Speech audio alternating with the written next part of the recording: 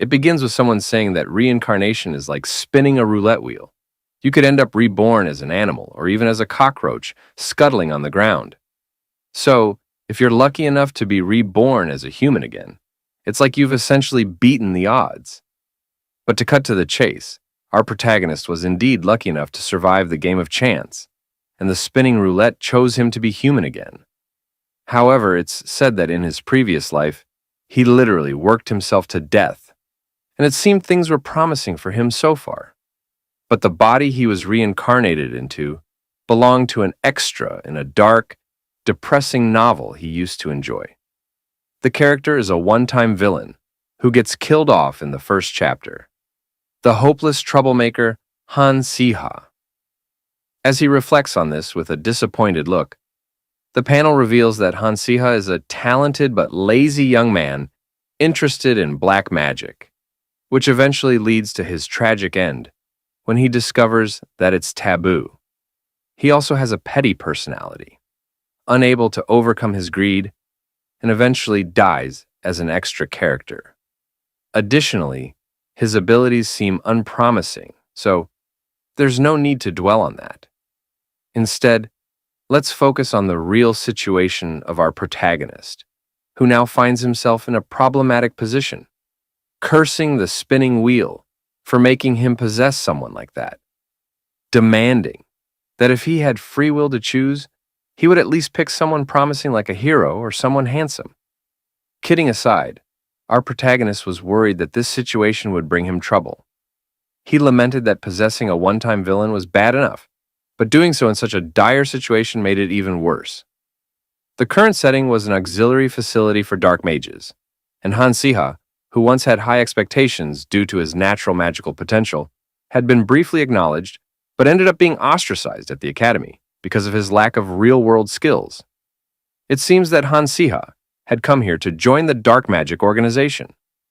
Now, as he stood there, these mysterious people were facing him, but they seemed to be ignoring him. One of them asked who he might be, and another responded that it was just a kid begging to join their organization. They also mentioned that the boy was a student at Ardel Academy. This gave one of the men a bold idea. He looked at the boy with an evil glint in his eye, saying that if he was a student of Ardel Academy, he might be useful to them. He then told him to come and follow them. Hearing this, our protagonist began to panic, sweating as he debated whether to follow or not. However, he had no choice. He couldn't defeat them, so he agreed and followed them. As they walked, one of the men asked him if he knew the procedure for joining. Our protagonist replied that of course he did, all the while thinking that once he drew the blood of a member and swore an oath to dark magic, he could never leave the place. How could he not know about it? He also remembered that the dark mage organization Han Si-ha, or rather, he, since he now possessed Han Si-ha, was about to join, was a cliched evil force that would ultimately be destroyed by the protagonist of the novel he had read. That if he went through with the dark mage contract, he would be killed by the protagonist too. So, he thought, instead of following those guys, he needed to figure out how to escape from this death trap right away. As he was worrying, he suddenly stopped for a moment because a notification appeared, a system prompt synchronizing with Han Si-ha's perspective. As the synchronization loaded and finally completed, the system warned him to escape. Our protagonist was shocked by the sudden appearance of what seemed like a cheat code out of nowhere. It appeared his luck was still strong. But as he saw the warning on the screen, he was stunned for a moment. At that time, a loud voice echoed through the area, like the creepy scream of someone being tortured. This made him even more nervous. One of the men asked his companion about the sound they had heard, wondering if something had happened in the basement. As the man started to go check what was happening, he turned to our protagonist and threatened him, saying that if he tried to flee, he would be dead for sure. He advised him not to move from his spot if he valued his life. Our protagonist replied that he understood. So, without further ado, those guys rushed off to check what was happening, leaving our protagonist behind. Taking advantage of the timing, he realized he had a chance to escape. Once he was sure they were gone, he started to run, holding his breath. He kept running, but he had no idea where the exit was. Exhausted, he stopped for a moment to think, muttering to himself that he was running around like a lunatic without knowing where the exit was. As he paused, he noticed a locked door in front of him and saw some light getting closer, making him wonder if it was the right direction. But this was just speculation on his part. So, before he could act, a sudden voice startled him. It seemed that a member of the dark magic group was passing by, so he rushed to hide. As he listened, two men were talking about a kid who had escaped from their third basement floor. It became clear they were referring to him. Hearing this, he felt a surge of panic, worried that if they found him, he would be dead for sure. As the two men walked away, they also mentioned that the boy was a student of Ardel Academy, and they suspected he was a spy. Once they were far enough away, he checked his surroundings to ensure it was safe. After making sure no one else was nearby, he rushed to open the door in front of him, but it was locked.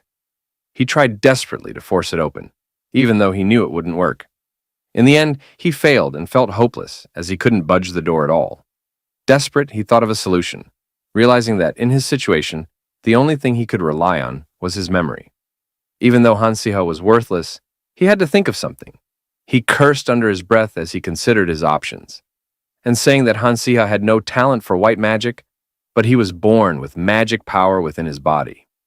However, with such an uncontrollable amount of magic power, he couldn't even figure out which goalpost he was aiming for. In other words, he just needed to control his magic power and concentrate. Focusing intently, he managed to direct the magic power flow into his fingertips. He placed his hand on the lock in front of him and released all of it, hoping to open the door. Unfortunately, it didn't work, and he felt even more exhausted than from running. As he caught his breath, he muttered that his skill was not good enough yet, and that he had a long way to go. Suddenly, he sensed a figure in the dark behind him. It seemed to be a beast moving towards him, each step exuding a domineering aura. Its eyes glowed as it stared at him. Realizing that something was approaching, our protagonist turned around, thinking that this was the end.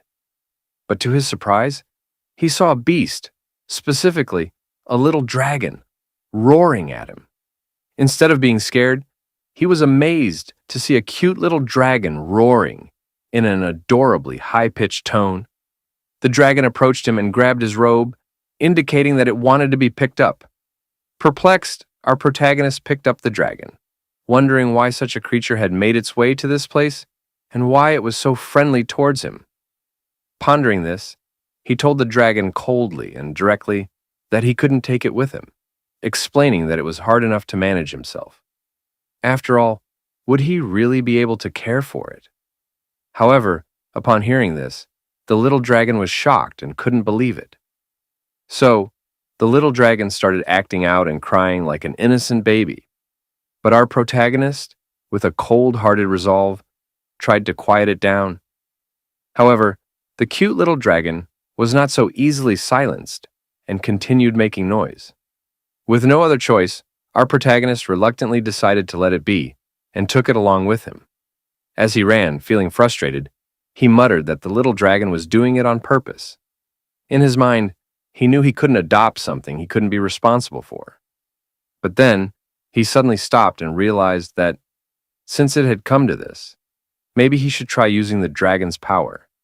As he looked at the dragon, thinking about this, his system suddenly popped up, informing him that his taming ability had been unlocked and asking if he wished to tame the little dragon. The system identified the creature as a suspicious hatchling and displayed its abilities. It was a level 2 with a magic power of 50, along with strength, agility, and intelligence stats. It also had a flamethrower skill at level 1. Seeing this, our protagonist was surprised and somewhat confused. What frustrated him even more was that there was no accept button on the system. He realized he would need to tame the dragon hands-on. He thought to himself, "Boy, don't push your luck too far." Anyway, as he realized it, he remarked that when it comes to taming, he actually has quite a bit of experience and talent. He boasted about his technique, using a few gestures to offer reassurance and build trust.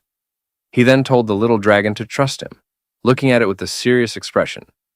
However, deep inside, he worried whether he was doing it correctly.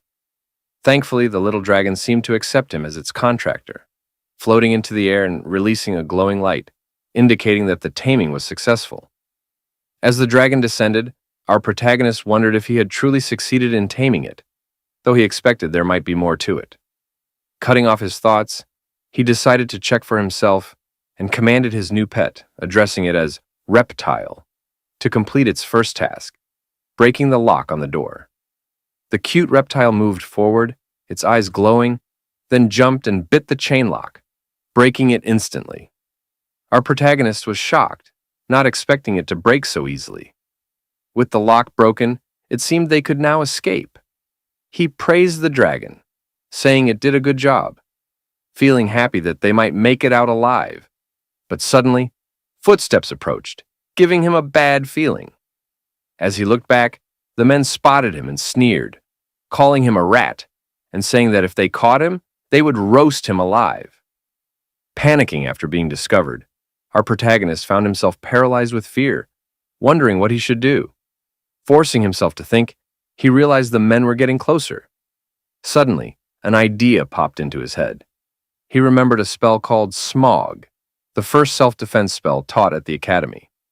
It was a basic spell that created smoke for concealment, and it was so simple that even someone with no magical talent could learn it. Although he knew the spell, he had never actually used it before. But in this situation, he had no choice but to try. Without further delay, he steadied his breath and focused his energy on his fingertips, imagining he was holding a gun. To his relief, it worked. As a light started to form at his fingertips, the men stopped in their tracks. Our protagonist quickly cast the spell, creating a cloud of smoke around them. Amazed and happy that his spell had worked, he used the distraction to flee and approached the door. Just as he started to open it, a sudden spirit hand appeared, grabbing him by the neck. He was shocked, unable to breathe as the hand choked him, and he collapsed to the ground. His cute reptile companion rushed to his side, while he wondered if this was the end. The man who cast the demonic spell sneered, saying that the boy couldn't escape as he pleased, and that at least his death would be painless, so he should be grateful for not feeling any pain. But the man was sweating and seemed worried about something. His companion was nowhere to be seen, and it appeared that the spell he cast had consumed a large amount of his mana. As our protagonist lay there, feeling hopeless, he realized just how dire his situation had become. As he thought about how unfair it was to be reborn only to die again, he desperately tried to think of a way to break free from the spell, even as he struggled to breathe. Just when things seemed hopeless, he remembered he had one more card to play, his pet reptile. The little dragon, sensing his distress, clung to his robe, worried. Our protagonist, struggling for breath, told the dragon that if it really wanted to get out of there, it needed to listen to him. Apologizing for controlling it with his lousy skills, he looked into the dragon's eyes with determination and asked if it could lend him a hand. The cute reptile opened its wings and approached the spellcaster with a domineering aura, releasing a powerful flamethrower. The flames enveloped the man, who screamed in pain and confusion, shocked by the sudden appearance of such a powerful beast. He hadn't expected that our boy would have such a formidable companion. Meanwhile, the spirit hand around our protagonist's neck vanished, freeing him. As he caught his breath, the little dragon watched the man burn, ensuring the threat was eliminated.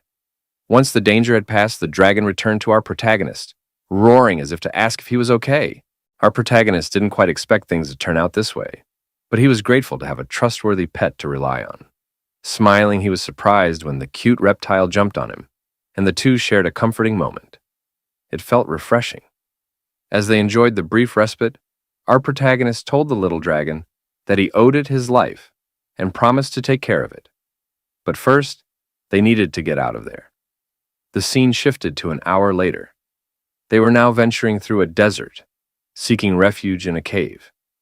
As they walked, putting distance between themselves and the dark mages, our protagonist began to feel a bit relieved. However, the heat of the sun was exhausting, and he became increasingly thirsty. The little reptile was also worn out and thirsty, He vowed to himself that he would never allow himself to be caught by those dark mages again, knowing it would surely mean death. Not far away, he spotted a carriage and approached it, asking the old driver if they could possibly get a ride. The old man asked if he had money to pay for the ride. Without hesitation, our protagonist checked his robe pocket and found a gold card. Showing it to the old man, he asked if it would be enough to get them a ride.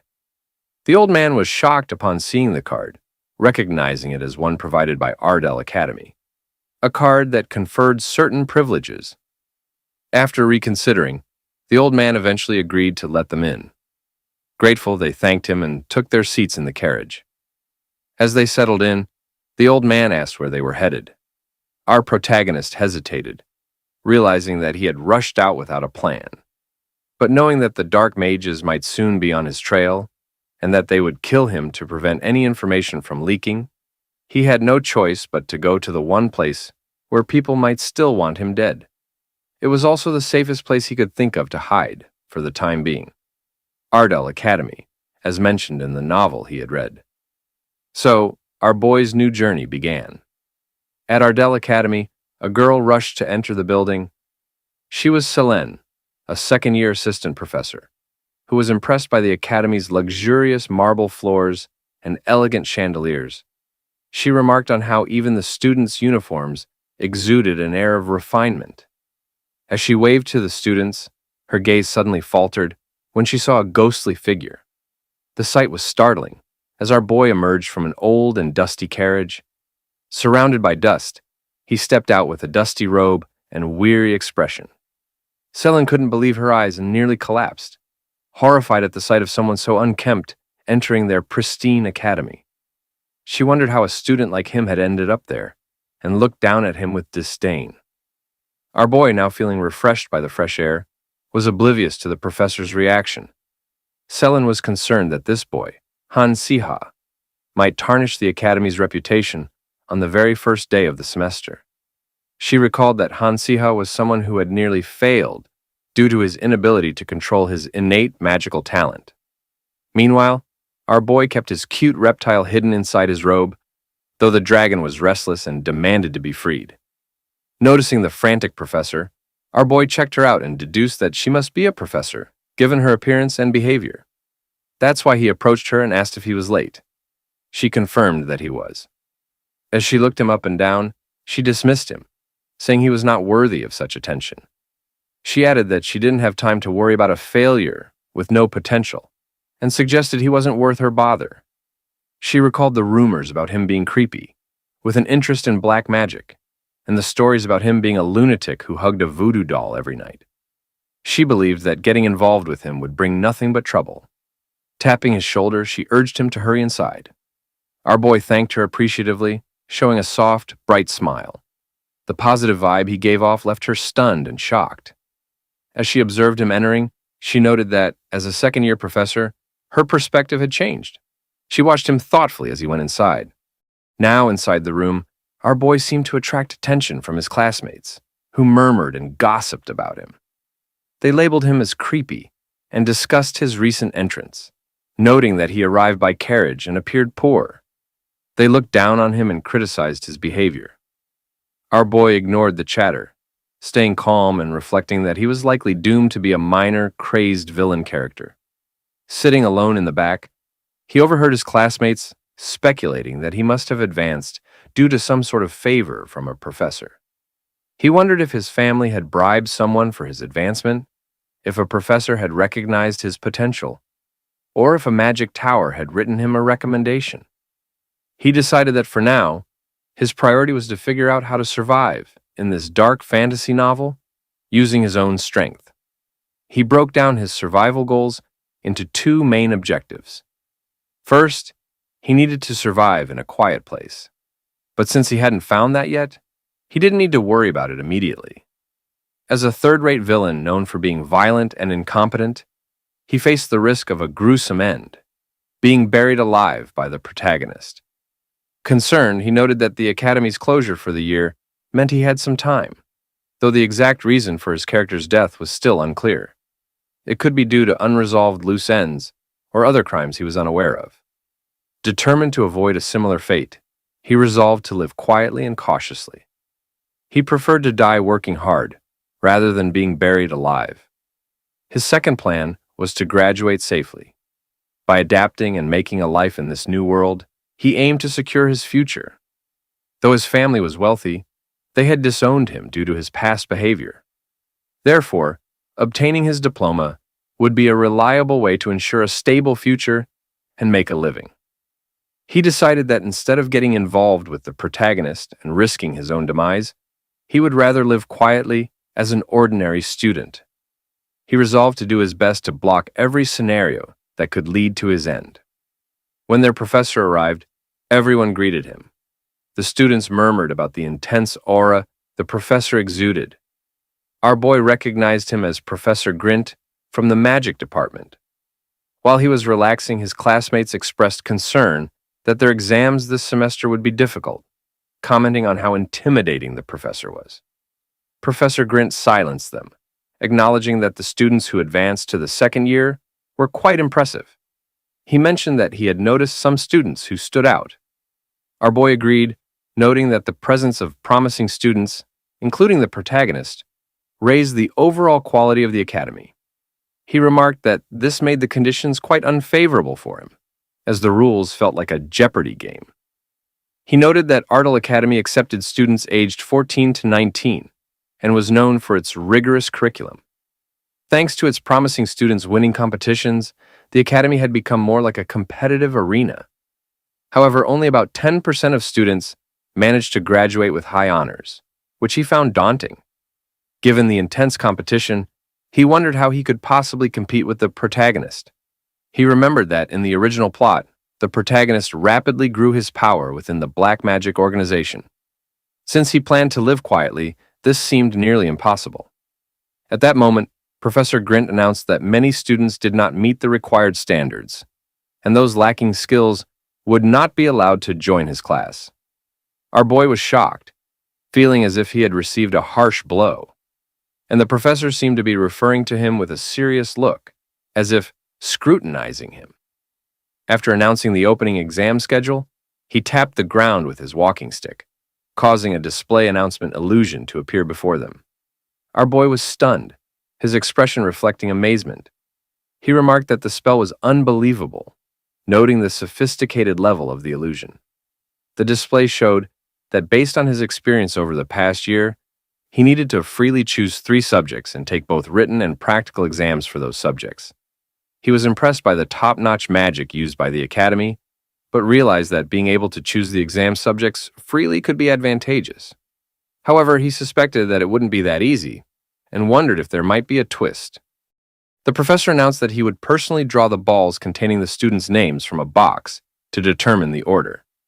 Our boy thought to himself that relying on luck for the exam was unfortunate, feeling as if fate was playing a joke on him. Given his current lack of knowledge about magic, his only option was to pick subjects early to manage his grades.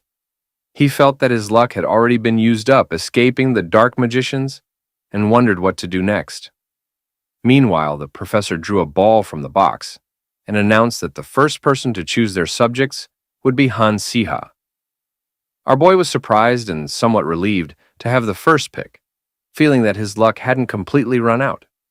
He began to look at the available subjects and realized that, since he was not very familiar with magic, he needed to avoid practical-oriented subjects and anything related to necromancy, as mentioned in the story. However, as he reviewed the subjects, he found that all of them seemed difficult and struggled to choose a suitable one. Finally, he found one subject that seemed manageable: exploration of arithmetic and magic formulas. Though he initially thought the name sounded incredibly difficult, he decided it was the easiest option available. He also considered that he was good at memorization, so he could manage it somehow. His peers discussed his choice, noting that the arithmetic subject was the easiest among the options, and they were relieved that he picked it, as they were struggling with it. As the conversation continued, our boy quickly chose his remaining 2 subjects. He noticed that one of them seemed doable. The scene shifted to the library, where he was studying quietly. He reflected that, before coming to this world, he had worked as an intern veterinarian, and the subjects he chose were somewhat similar to his major in veterinary science. He decided to focus first on exploration of arithmetic and magic formulas, acknowledging that while the arithmetic methods were unique to this world, he might not be able to apply his known math formulas effectively. After finishing his studies, he moved on to a book called Monster Anatomy, an introduction to basic taming and behavioral science. While focusing on his studies, he forgot about his pet inside his bag. Other students passing by grew suspicious and curious about the moving bag. It became a bit troublesome for him to ignore, especially since his cute reptile wanted to come out. He pushed the reptile back into the bag to prevent it from drawing attention due to its appearance. Although his pet wanted to come out and play, our boy decided to keep it hidden to avoid causing a scene. He thought that bringing his pet might be useful, but it only created more trouble. With too many eyes around, he had no choice but to leave the library. He realized that, as Han Siha, who struggled with magic control, taming a dragon hatchling could cause suspicion and attract unwanted attention. He promised himself to be more cautious in the future. After leaving the library, he went to the underground training area of the academy. There, he told his cute reptile that it could run freely and behave like a wild beast, as the area was a safe place for it. He thought that since he had managed to grasp the theory to some extent, it would be a good opportunity to practice his taming skills. Now, he was asking the staff member managing the training ground for an entry ticket to the beginner practice area. She seemed surprised and looked at his cute reptile, remarking that it was a hatchling. She expressed her amazement that the boy would bring a dragon to the beginner area. As she asked for the name, our boy realized with shock that he hadn't named his pet yet. He asked the reptile what its name was. The cute reptile, scratching its head in confusion, eventually said, "Chime," with a happy reaction. Our boy saw this as a sign to choose a name for his pet, and the reptile seemed to agree. While he was thinking about it, the cute reptile became frustrated with him for not understanding. As he continued to ponder, he suggested names like Drake, Carcharodontosaurus, and even Charizard, thinking they were the coolest names he could come up with. However, the cute reptile, with an intense aura, indicated that if he didn't choose a good name, he would roast him. Seeing this, our boy decided to carefully select a unique and fitting name, ultimately choosing Basilisk. Our boy noticed that the cute reptile liked the name Basilisk, as it brightened up at the sound of it. The girl then registered the name and informed him that the training area could accommodate up to 2 people, mentioning that there was currently 1 person in the other room. After this, she guided them to the weaponry room, explaining that it was a rental service available for students like them. Our boy noted that the weapons there seemed pretty crappy, possibly because they were free. He decided not to be picky, as he wanted to get stronger and should be grateful for whatever he received. He selected a shield and a wand stick. Once prepared, the girl led them to the gate of the beginner practice area. As she opened it, our boy felt a mix of worry, astonishment, and excitement. Inside, he was amazed to find that the place resembled a beautiful garden. As they explored, he spotted a slime and commented that even low-level monsters seemed somewhat kind-hearted. However, he wasn't feeling particularly kind himself. He asked Basil if he saw the slimes, and upon receiving confirmation, he declared that he intended to blow them up. Basil, stunned and shocked by his cold-hearted master's intention, shook in disbelief. But he had no choice. So our cute Basil went there and annihilated those block slimes. While our boy watched Basil, noting that Basil's actions were colder than he had anticipated, and he remarked that the bastard seemed to enjoy playing with those monsters. It appeared that Basil's dragon instincts were awakening, which, given his genes, was natural. He cursed Basil, noting that the one who had been scared earlier was nowhere to be seen now. While Basil was eating them all while he walked around the area, observing that Basil seemed fine, he decided he should practice and improve his skills and abilities too. As he ventured around, he heard the noisy echoes of beasts and suddenly felt an attack. He quickly turned around stunned but thankfully able to react in time and defend himself. It seemed the block slime monsters were seeking revenge, a quick result of his karma. He saw them in groups and realized he couldn't defeat all of them due to his lack of strength. However, with Basil and his strategy, he could annihilate them one by one. At the right moment, Basil finished with the block slimes and came to him. Our boy asked Basil if he had stretched enough, then told him his plan. They needed to try what they had done before. Our cute Basil, responding to the command, attacked and used his flamethrower on the monsters. A powerful burst of destructive force emerged, and the monsters disappeared like dust. It seemed our cute Basil had become even more powerful than before. Because of it, our boy was shocked and hadn't expected his cute Basil to become more powerful. He praised Basil, calling it a promising and excellent job, and said they must keep going, improving their skills, and practicing like crazy. Half a day passed, and they were lying on the ground, exhausted. He remarked that while practicing his magic, he kept switching between taming Basil and casting offensive spells, and now really felt like he might die. Observing his pet, he noticed that Basil was listening to him well. He vowed that when they returned to the dorm, he would feed Basil delicious food. As he said this, our cute Basil was sleeping nearby. Our boy noticed something fighting below and went to check it out. They saw that it was one of the students mentioned by the girl before, who had been training there first. It appeared that his beast was playing around, scooping up mud, while the girl, kneeling in despair, was frustrated because her beast wasn't listening to her.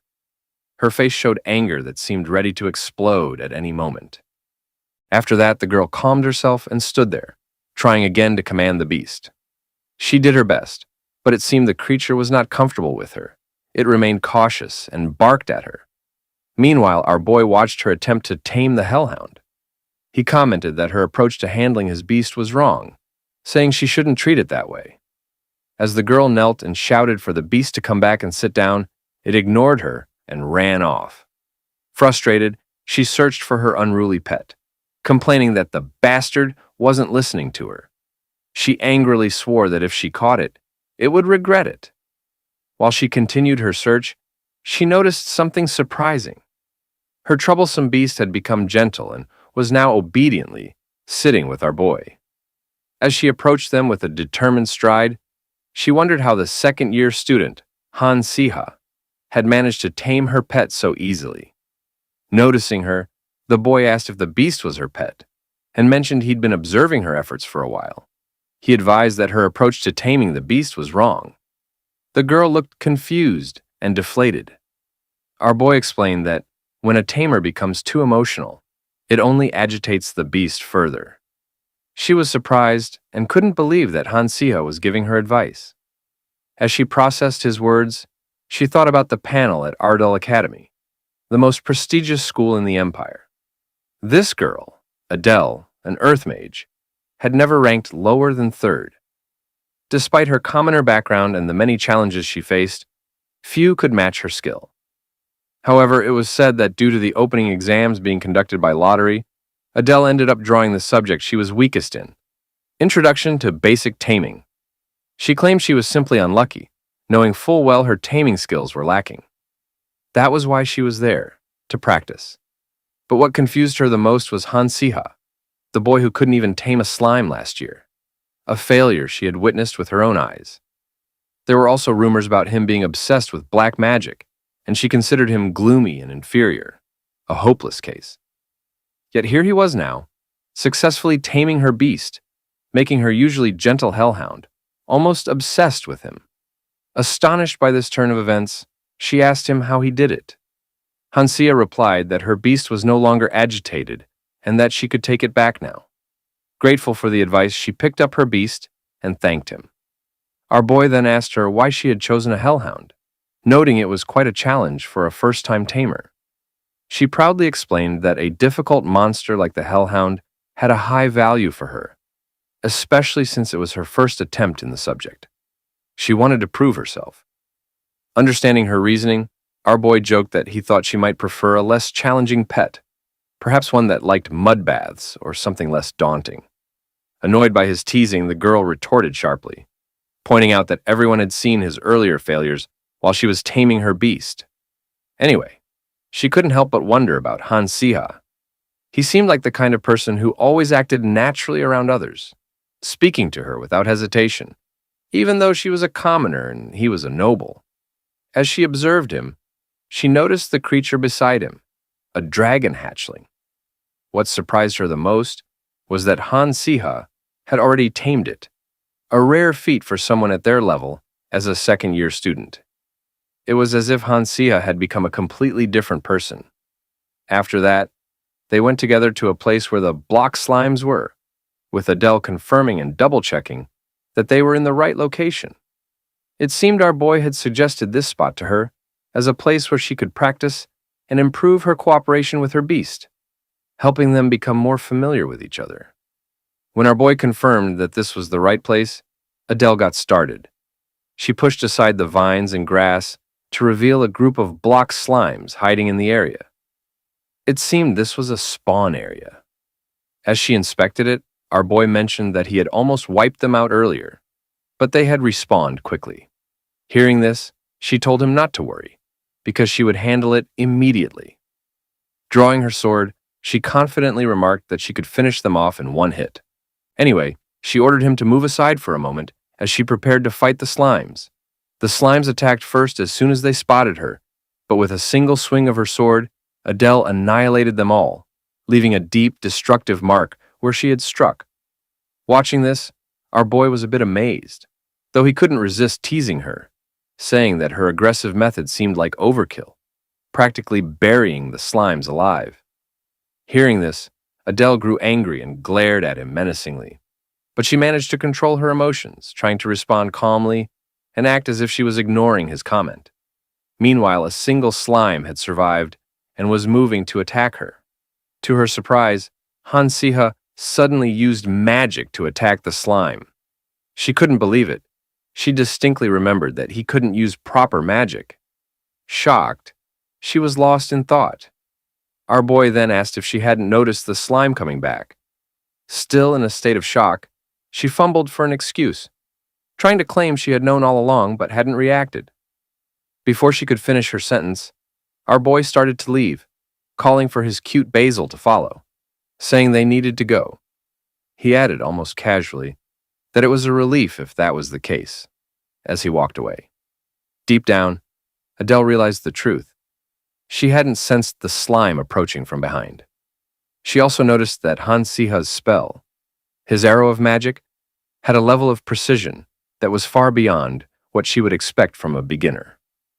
Our boy began to speak, but his words were cut off when a sudden error occurred in the dungeon, triggering an emergency alarm that echoed throughout the space. Both of them immediately became alert. Our boy asked her if she knew of any device there that could have caused this, but she had no idea either. As they stood there, trying to figure out what was happening, a man in the principal's office reported to the honorary principal that there was an emergency in the training ground dungeon. Upon hearing this, the principal asked if there had been an error with the spell and inquired about the current situation inside the dungeon and which students were there. The man replied that 2 students were present, one named Han Siha. Hearing this, the principal sighed and remarked that Han Siha was a troublemaker, implying that even if the boy died, it would not be a significant loss. However, he noted that the other student, a girl named Adele, was different. She was promising and talented, and her safety was a different matter entirely. The principal lamented that Han Siha lacked talent or skill, speculating that he would likely die, and had no chance of surviving such an error-ridden dungeon. He explained that if there was a flaw in the dungeon's magical formula, the monsters could grow abnormally large and far stronger than their usual level. He emphasized again that our boy had virtually no chance of survival, and advised the staff to mentally prepare themselves for the potential outcome. Back in the dungeon, Han Siha and Adele seemed fine for the moment, and had managed to defeat several slime monsters. However, it appeared the monsters kept coming, showing no signs of running out. Adele was frustrated, exclaiming that the monsters were becoming even more terrifying, and that the place had turned into hell in an instant. She became increasingly agitated, shouting that there seemed to be no end to it, as the monsters kept respawning over and over. She even swore that she would never look at a slime again, calling it slime salad. While she panicked, our boy found her words somewhat amusing as he watched her. But he also felt a bit worried. He noticed that Adele seemed exhausted from the relentless waves of monsters, yet she still looked surprisingly fine. He commented that although her timing skills were amateurish, her swordsmanship was on par with the professionals. He began to wonder if she could be the Earth Mage, destined to become a great sorcerer, or perhaps more accurately, a great mage swordsman. Still, he couldn't help but think it was odd for someone as fearsome as her to be rolling around in a beginner's practice area like that. When talking about Earth Mages, the term mage swordsman is fairly common. Even though the girl was a bit short-tempered, Hansiha thought it was remarkable that she wasn't openly looking down on him. He admired her personality, finding it quite impressive as he pondered over her character. Meanwhile, Adele noticed that he seemed distracted, not paying attention to the monsters and relaxing while she did all the hard work. She thought Hansiha was a bit of a creep and asked him why he was nodding to himself instead of helping to fight. While our boy Wonder said to her that they had been there for over 3 hours, he questioned why there was no response from outside to help them. It seemed as though no one knew there was a problem, which would explain why there was no response. He said this while looking up. Adele replied that it couldn't be helped since only about 30 minutes had passed outside, because time inside moved slower than it did outside. This, she said, was an advantage for them, as they could train sufficiently. Hearing this, our boy understood why there was no response yet. He added that even if they knew the situation and came to rescue them, they would still have several hours to hold out. They would need to endure and keep fighting the slime monster until the rescuers arrived, which seemed impossible. As she listened to what Hansiha said, her temper boiled again. She demanded to know why he had to say such unlucky words, as if they were just sitting there, waiting to die. Our boy sarcastically responded, as if he would ever do that, and seemed pleased as he said it. As they argued, he smiled and said to her to buy him some time, while she was confused and asked what he was planning. Our boy, who seemed to want to do something, told her she would know when the time came. He then asked her to keep the slime monster from getting too close, because it wouldn't take long to do what he needed to do. Hearing this, she demanded to know why she had to handle it alone, and asked what he was going to do in the meantime. But our boy ignored her and started executing his plan. As Adele watched him walk away with an angry and irritated expression, our boy felt a sense of self-satisfaction, thinking that his initial judgment about her was correct. Meanwhile, their cute companion Basil seemed worried about Adele, but our boy reassured him that he had everything planned out.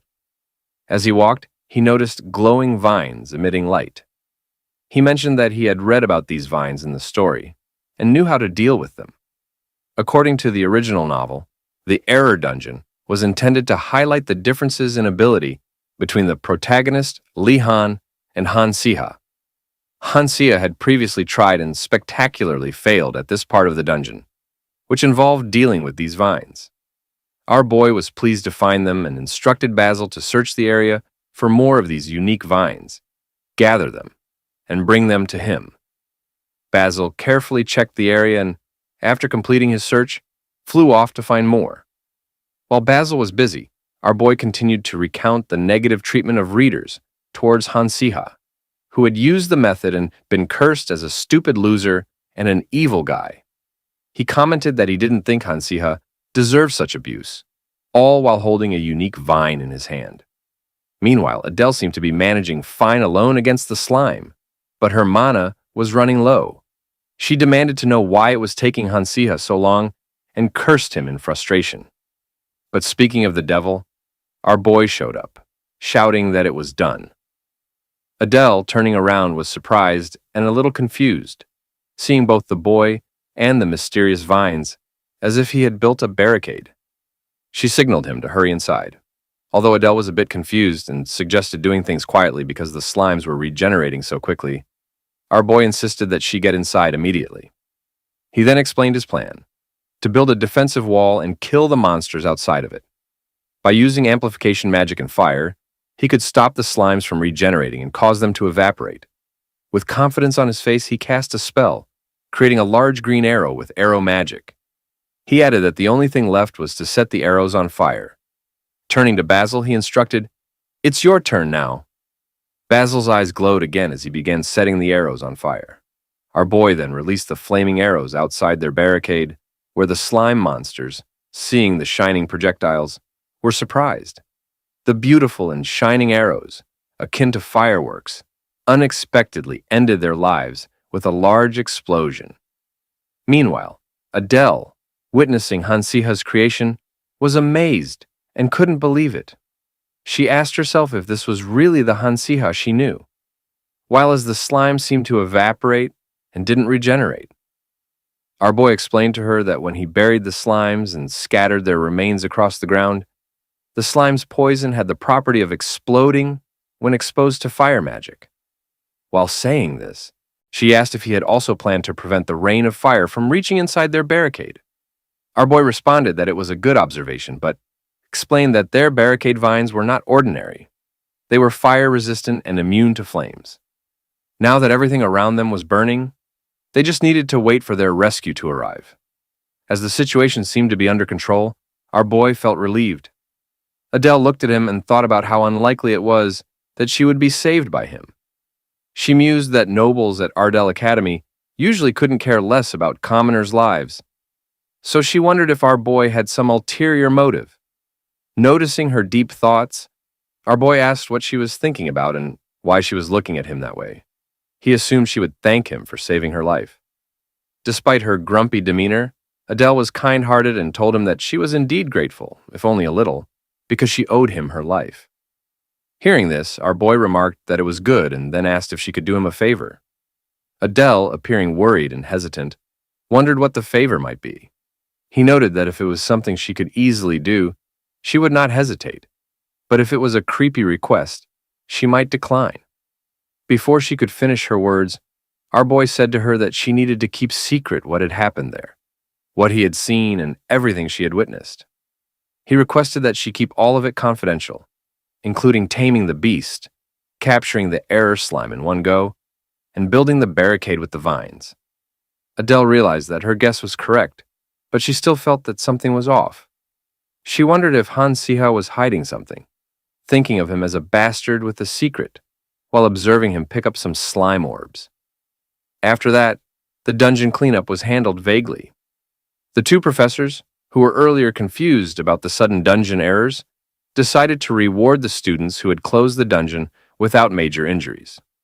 Following this event, our boy was called to the dean's office to receive a generous reward. As he sat comfortably in the dean's office, he appeared relieved. He mentioned that he understood the value of rewards and how they might be used, but he seemed uninterested. His priority was to make his cute beast and himself stronger. With the dean absent, he and Basil were alone. He called Basil over, who happily went to him with a bright smile on his face. As Basil approached, our boy checked his status. It showed that Basilisk Atrasis was a red dragon who was always cheerful and very serious about cheese and quite friendly towards him. It seemed that Basil's flamethrower ability had increased significantly, and his toxicity resistance was a new skill he had acquired during their encounter with the dungeon error. Our boy remarked that he was unsure about what the Dark Magician organization was up to, but he knew that Basil had come from the basement, implying that the Dark Magician organization had some connection to that place. Nonetheless, he stated that his cute Basil was not only a valuable dragon, but also a hatchling with outstanding talent and potential. He also praised Basil for his amazing growth rate, precise control of breath, and immense magic power, which left him even more amazed by how truly overwhelming Basil was in every aspect. He made sure to raise him properly, even sweating over the effort. Now, he told Basil that he had really gone through a lot to obtain the slime orbs. Showing one to Basil, he explained that it was an overpowered item and asked if it looked delicious to him, suggesting with a smile that he should try eating it. Basil, however, seemed disgusted and hesitant, as if he believed it was poisonous. Despite Basil's reluctance, he convinced him to try it, assuring him that it was delicious and that eating one or two wouldn't be fatal. After some hesitation, Basil eventually tried it, but to his surprise, he found the taste so unpleasant that he vomited. Our boy, observing this, thought that the taste must have been absolutely terrible, as he hadn't tried it himself and didn't know what it tasted like. Still, he smiled and noted that despite the terrible taste, the stats of his beast seemed to have changed. It appeared that the magic power and toxicity resistance had increased after eating the orb. The slime orb item amplifies the stats of the consumer, with just one increasing even basic mana stats, which usually takes a long time to improve. He mentioned that Basil had probably noticed a subtle change, but to his surprise, Basil became addicted to the orbs and consumed them all as if there were no tomorrow. As Basil ate them, his stats rapidly increased. Our boy was pleased, sitting and hearing the notification sounds, which felt like a reward. At that moment, someone knocked on his door. He wondered who it might be, only to find that it was Adele, who burst in and called him with an intense tone. However, she was only joking and soon became her usual kind self. She said she had been searching for him everywhere and had finally found him in the dean's office. Our boy wondered if Adele had been called there to receive items as well. Adele then demanded to know if he truly didn't care about giving her all the credit for dealing with the error slime monster. She implied that this would make her more well-known and result in her receiving more items than him. She asked if he was okay with that, while he responded while scratching his head, saying that he really didn't care about it, so she could lower her voice because his ears were hurting from her loudness. He mentioned that life was more important than such items and added that if rumors spread about him clearing the dungeon, it could cause trouble. Fame could attract the Dark Organization, which might lead to his demise if they found out he was living well and freely. He also said he didn't want to be famous like the protagonist. Adele, showing sympathy, said if that was the case, he should keep it to himself because she didn't want fame either. This created a dramatic atmosphere, and our boy wondered why she was so sympathetic. He told her abruptly that he didn't need sympathy from someone he didn't know and asked her not to mention it. Adele, stunned for a moment, approached him angrily and demanded to know how he didn't know her, questioning why he didn't. Our boy, seemingly irritated, covered his ears because her talking was like a machine gun. He sarcastically asked if he needed to know her and inquired about her name. He wanted to confirm if she was the person he had read about in the novel. When Adele said her name was Adele Stivia, our boy's jaw dropped in shock. He responded that he now knew her name and confirmed that she was indeed the great magician from a commoner's background who had consistently been in the top 3 at the academy.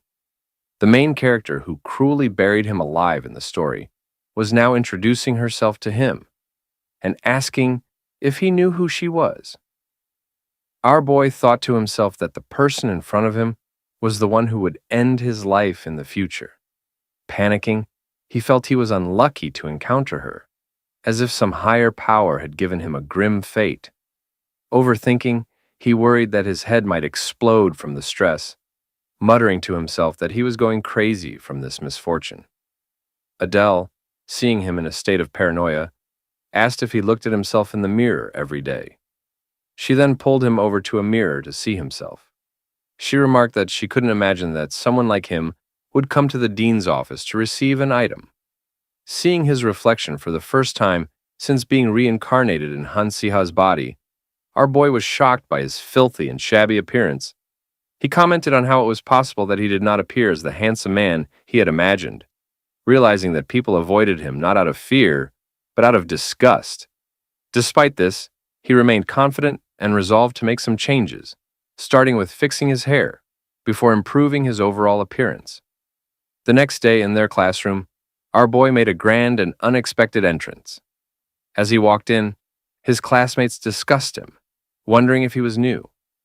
They speculated that the handsome man must be a new transfer student, though he seemed familiar to them. Some of his other classmates recognized him, noting that he was indeed Hansiha, not a new student, due to his suddenly changed appearance. Others remarked that Hansiha seemed like a completely different person. As our boy sat there, all his classmates chattered about him. He joked that he must be handsome enough for everyone to be talking about him. Suddenly, one of his classmates asked if he had received some kind of polymorph treatment, expressing a desire to become as good-looking as him and asking to share the secret. Our boy thought about this young man with red hair named Creek, who came from a commoner's background and was trying to boss him around. Since he was not the real Hansiha, he was not so easily bullied.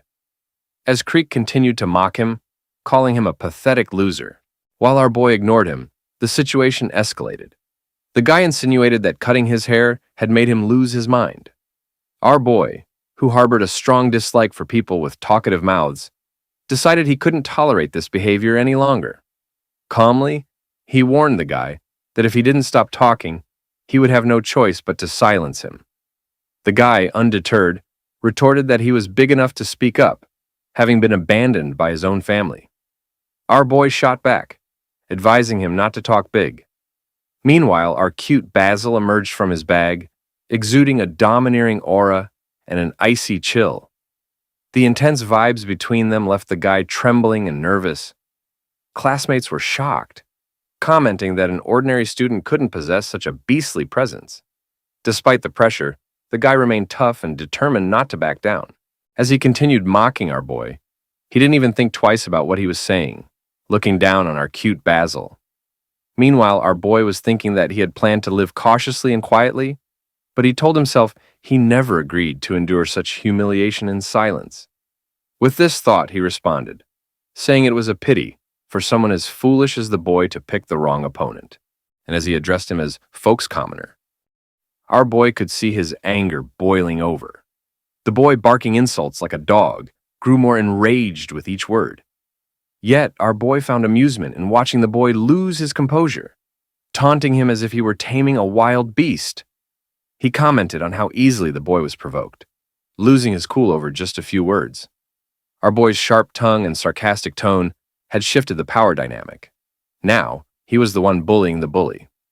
With a bright smile, he patted Basil's head and said, "Even a dragon hatchling can make an impact, as you've seen. It's not about size. It's about capability." He then looked at the boy, teasingly asking if he was afraid it might actually bite. The boy, an ordinary student, was clearly unsettled. Our boy further taunted him, warning that if he ended up dead, there would be no way to bring him back. The boy, unable to contain his anger, shouted in frustration, demanding to know if he was serious, insisting our boy needed to learn his limits. Sensing the boy's growing agitation, our boy added fuel to the fire, challenging him to wait for the results of the opening exam. "Then we'll see who comes out on top," he declared. The boy was stunned, clearly not expecting such a sudden challenge. After this bold declaration, the scene shifted to the end of class, with our boy walking back to his dorm. As he reflected on the day's events, our boy recalled how Creek had told him that if he could beat him, Creek would bark like a dog. Our boy had responded by thanking him for the easy negotiation. Their bet was settled. Now, he thought, all he had to do was wait and see Creek bark. This brought back memories of his previous life, where he was known for being good at cleaning up his messes. That's why others called him a scumbag intern. He always stood up against injustice and never lost to anyone. Proud of himself, he was suddenly interrupted by his classmates. They asked if he was really going to kick Creek's ass this time, adding that he'd be lucky to just pass. They mocked him, asking how he dared to challenge Creek in the exam, as if he was fooling himself. They couldn't wait to see him bark like a dog. Our boy remained calm, ignoring their taunts, thinking that this was the same in any world. People like them wouldn't leave others alone, even if they were doing well. So, what do you think he should do in this situation?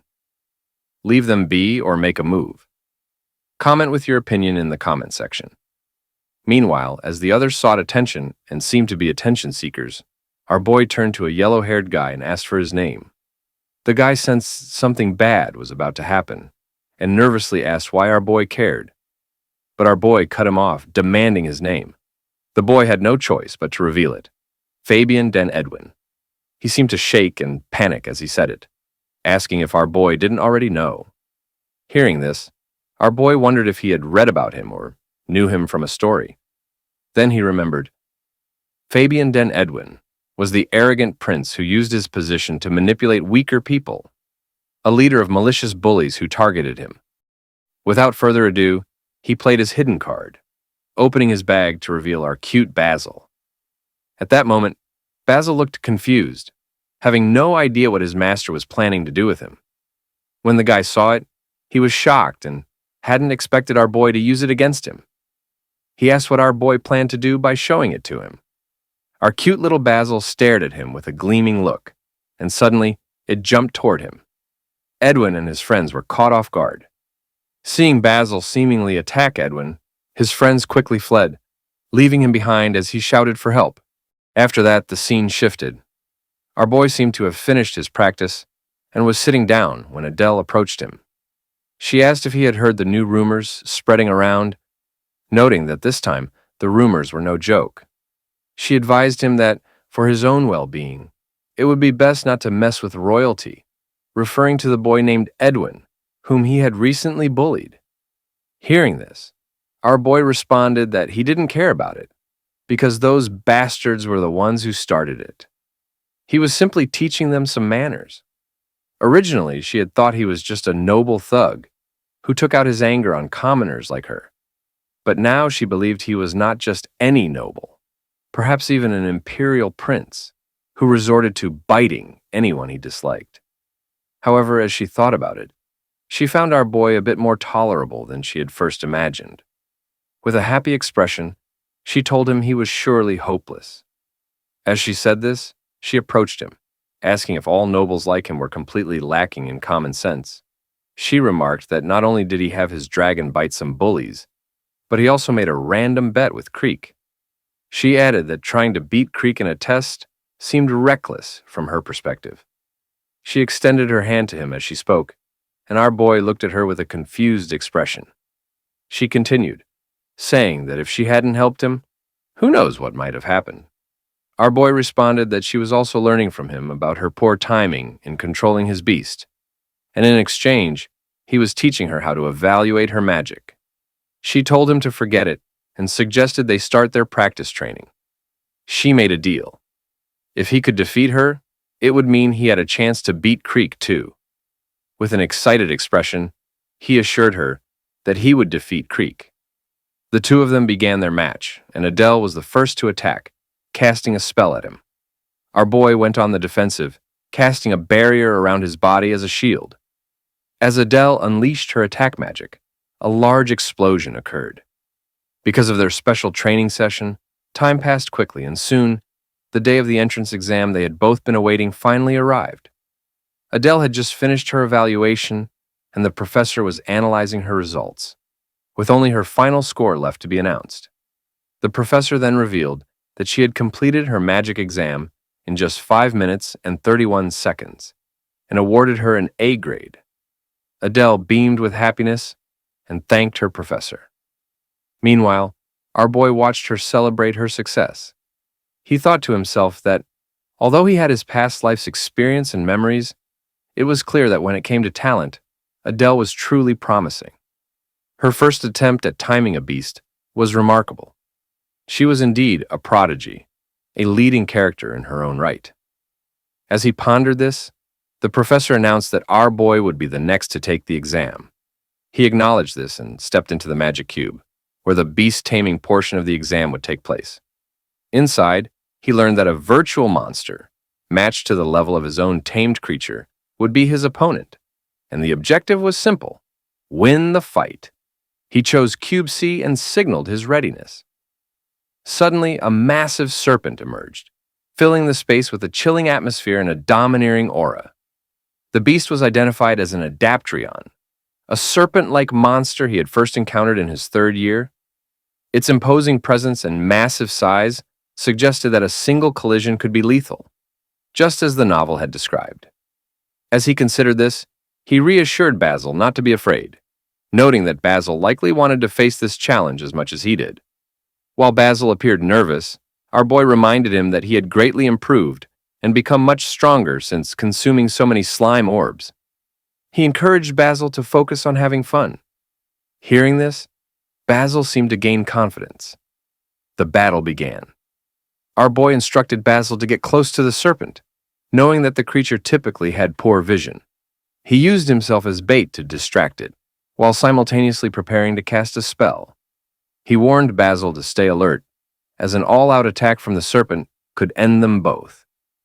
As he drew the serpent's attention with his magic, Basil maneuvered to its blind spot. Then, Basil unleashed his signature attack, a burst of flamethrower directly at the serpent's eyes, which resulted in the beast's immediate demise. The massive serpent crashed to the ground, causing the cube room to shake. Watching from the side, the professor grinned, though he and the others were clearly shocked by the outcome. The professor in particular seemed surprised, wondering how it was possible that the Adaptrion, an advanced monster that would challenge even a third-class mage, was defeated in a single strike by Hansiha's young dragon hatchling. As the professor pondered this, our boy exited the cube room, stepping into a crowd buzzing with excitement. Voices murmured about how effortlessly he had defeated the monster, their eyes following him with a mix of awe and curiosity. Our boy thought the orb slime's effect was working perfectly, as he happily observed the outcome.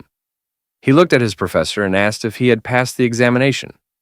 Somewhat humbly, he admitted that it took some time, but he managed to do it.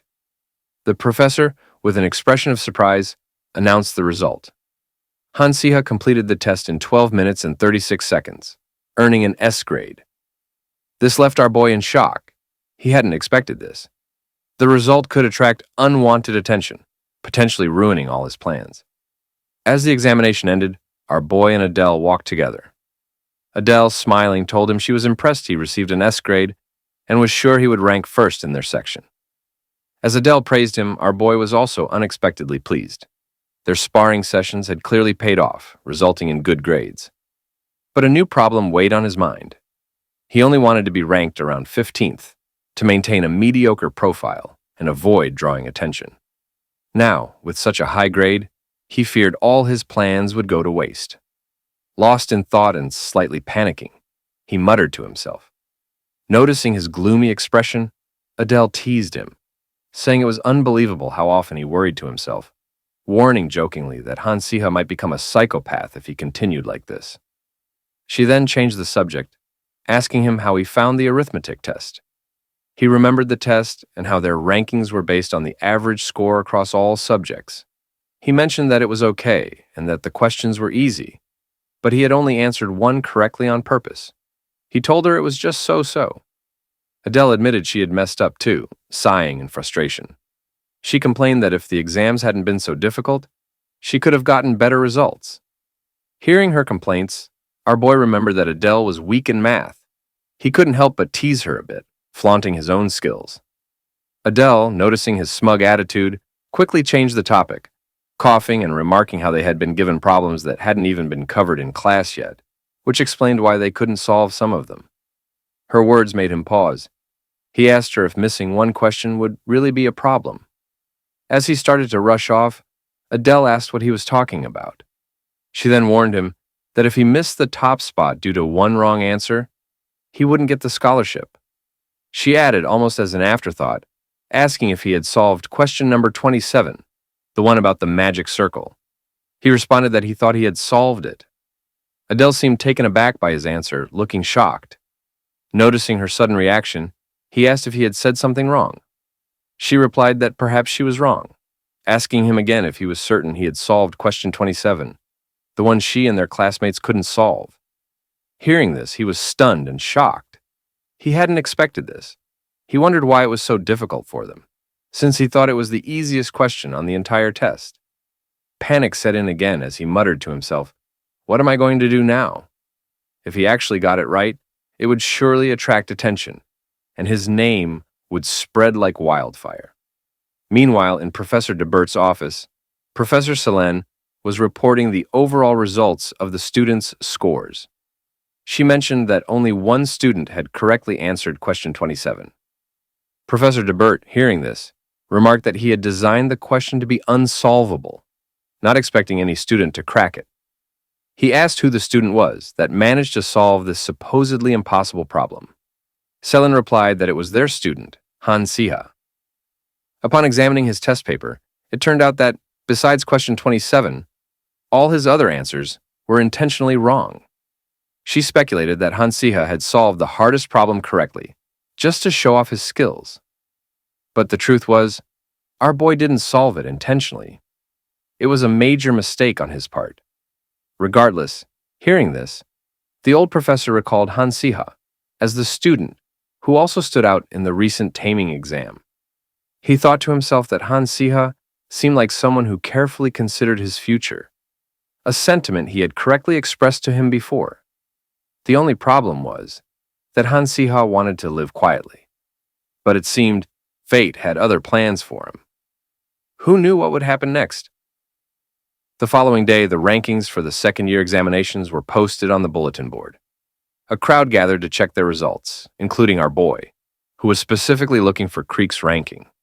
When he saw that Creek was ranked 32nd, he commented that it was the same as usual. Curious about his own ranking, he looked for his name. The atmosphere shifted as everyone started whispering in disbelief. The ranking list seemed to have caused a stir.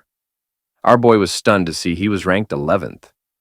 Creek, now panicking, seemed ready to flee after seeing the unexpected results. To his surprise, our boy called out to him, telling him to follow. As Creek followed Han Siha outside, many of their classmates and other students watched, whispering among themselves. They couldn't believe Han Siha had climbed to 11th place in the rankings and praised his achievement. Some jeered, predicting Creek's downfall and mocking him for his past arrogance. Creek, feeling ashamed, couldn't even look Han Siha in the eye. "So, Creek," Han Siha began, "what's 1 plus 10? Creek, flustered and embarrassed, stammered, It's 2, unable to think straight. Han Siha shook his head, chuckling. "Wrong answer," he said with a smirk. "It's 11, just like his rank." Creek's face flushed with embarrassment. Han Siha continued, addressing him mockingly as 32nd place boy, clearly enjoying the moment. Creek grew increasingly furious, clenching his fists in anger. Han Siha thought to himself that Creek hadn't improved at all and was still easily falling for taunts. Although he didn't particularly enjoy humiliating someone or making them bark like a dog, he decided to let it go and flicked Creek on the forehead. Creek was shocked. "What is he doing, hitting him like that?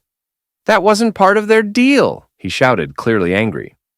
Han Siha calmly replied that it was just a little payback for all the trouble Creek had caused, for bullying people.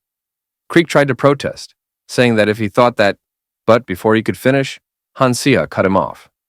Walking away, Han Siha instructed Creek to meet later in the unused clubroom in the basement, where they could have some privacy. Creek, still bewildered, asked why he'd been brought there. Han Siha explained there was something for Creek to do and suggested he consider it carefully. Han Siha didn't want to make Creek act like a dog in front of the entire school, but if Creek didn't want to cooperate, he might want to reconsider his options. Creek, furious, demanded to know what Han Siha was planning. Before Creek could react, Han Siha asked if he knew his father. Creek, bewildered, replied that he certainly knew of Han Tai-su, the founder of the Ardel Empire, the Blood Count, who had annihilated the Dark Magicians in the Dark Magic War. Creek wondered why Han Siha would ask such a question, suspecting that he was trying to intimidate him with his noble status. Creek was curious if Han Siha was plotting something. Our boy asked this because he genuinely didn't know about it, because we know was that he is not the real Han Siha. He mentioned that the important point was that Han Tai-su had a wide network spreading rumors. Saying this to him as our boy approached and pointed his finger at Creek, Creek asked what he meant by that. Han Siha suddenly whispered something, making Creek drop his jaw in shock. Creek asked if Han Siha was sure about telling all the students.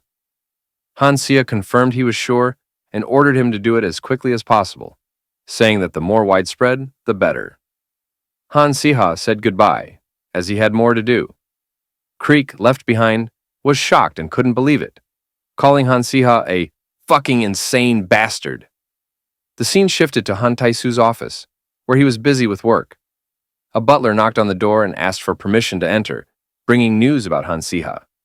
Han Tai-su, upon hearing the report, expressed disdain for his son, labeling him as pathetic and a bastard. He allowed the butler to report, but showed little interest, continuing with his tasks.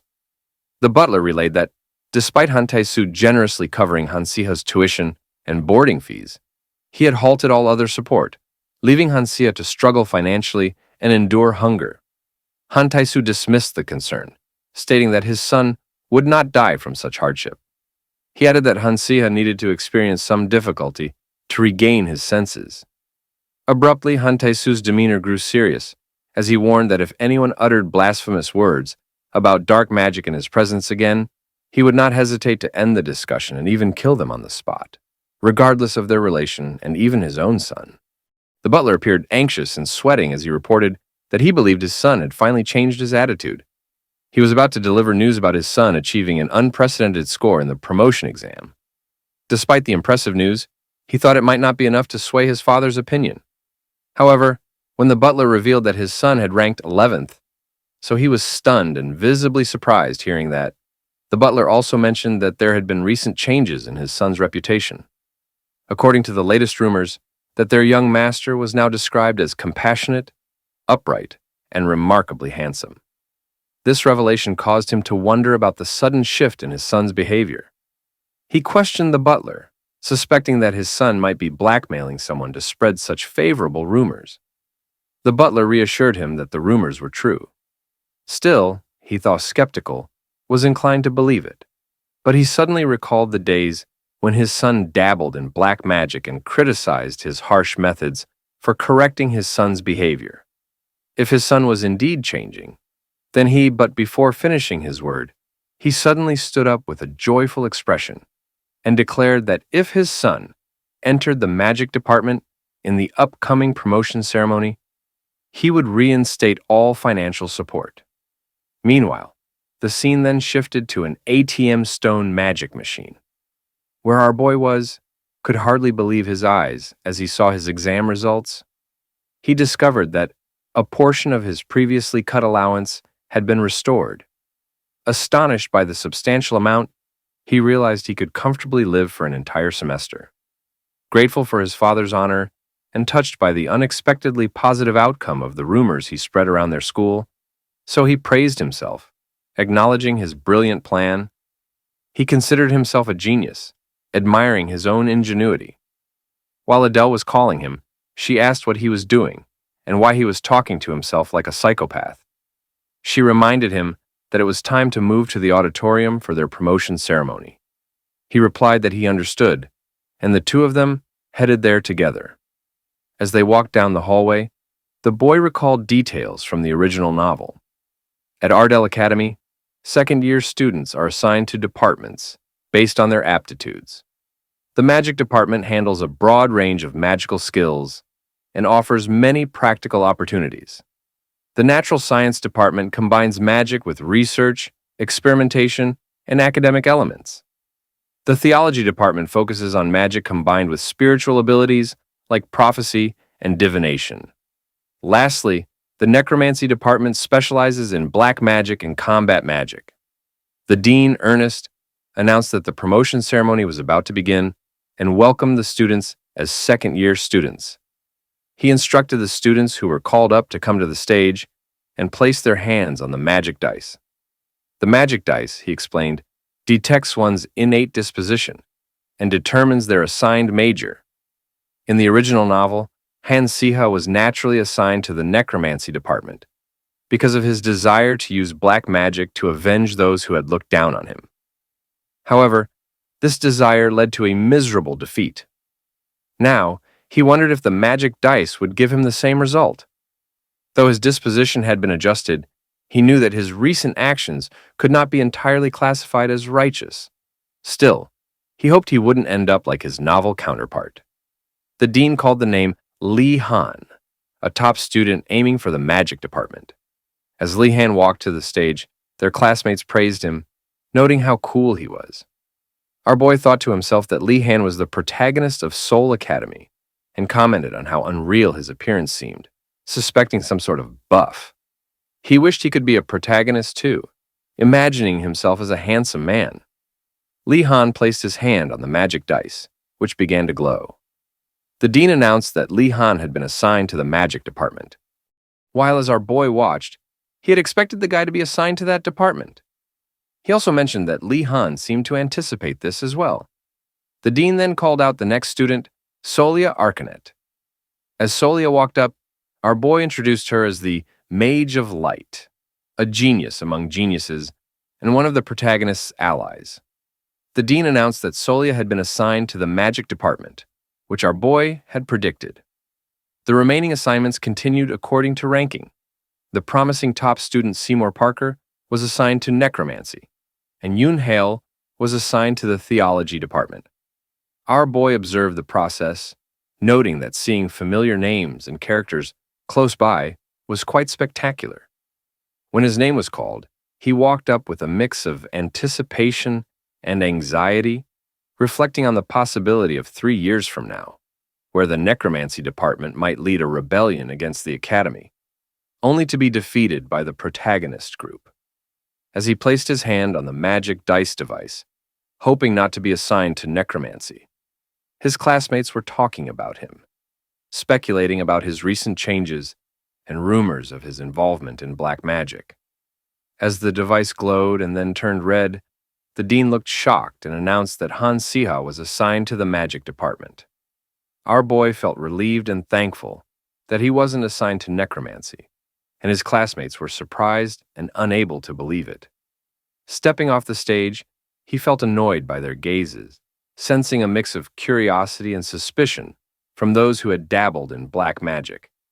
Adele, looking pleased, congratulated him, saying they would likely see each other in the magic department. Our boy had expected Adele would be assigned there too. When he asked if she hoped he'd be in the magic department, Adele confirmed it with a kind and cute expression that made him blush. He tried to hide his face with his hand, feeling embarrassed. Noticing his reaction, Adele asked if something was wrong. He reassured her that there was no problem and asked her to use a signal next time she approached him. Adele was puzzled by this request, but their conversation was interrupted when Li Han approached them. Li Han greeted our boy and expressed his intention to make friends since they would be in the same department. Our boy felt uneasy about Li Han's friendliness and wondered about his motives. Now, Li Han seems cautious of him because he mentioned to our boy that it was surprising to see him so interested in joining the magic department.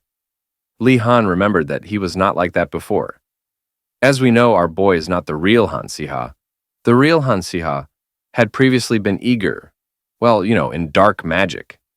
Li Han, while reaching out for a handshake, said these words casually, implying he was looking forward to working with him.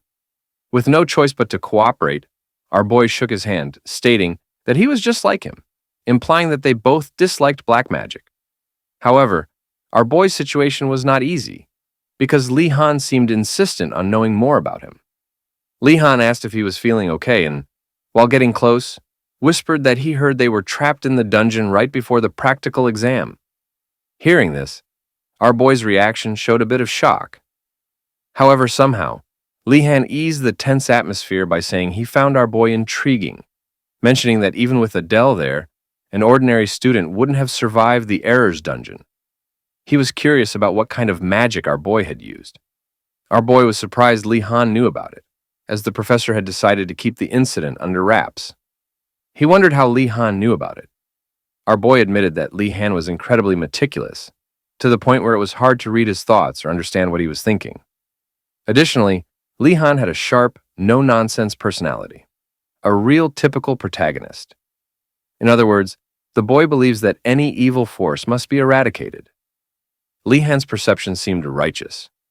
Nevertheless, our boy wondered if Li Han already suspected he was part of a dark magic organization.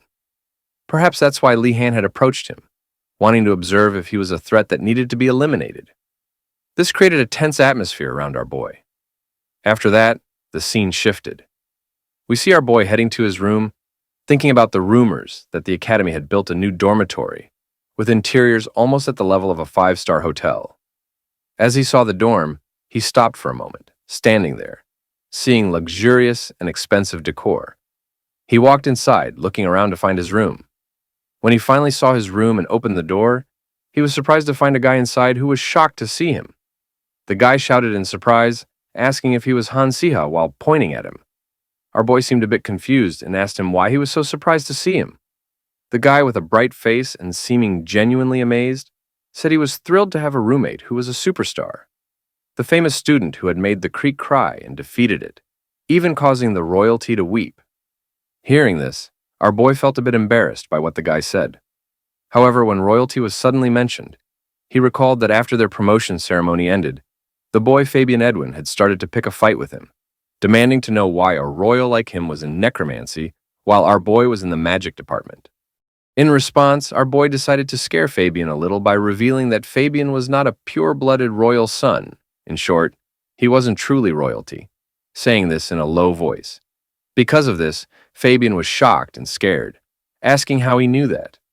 But, our boy, with a kind yet annoyed expression, advised Fabian while scratching his head, saying it would be better for him not to disturb him, to keep quiet, and to stop being so loud because it was irritating. He implied that he wouldn't expose his secret. Because of this, Fabian began apologizing to him, saying sorry for the trouble he had caused.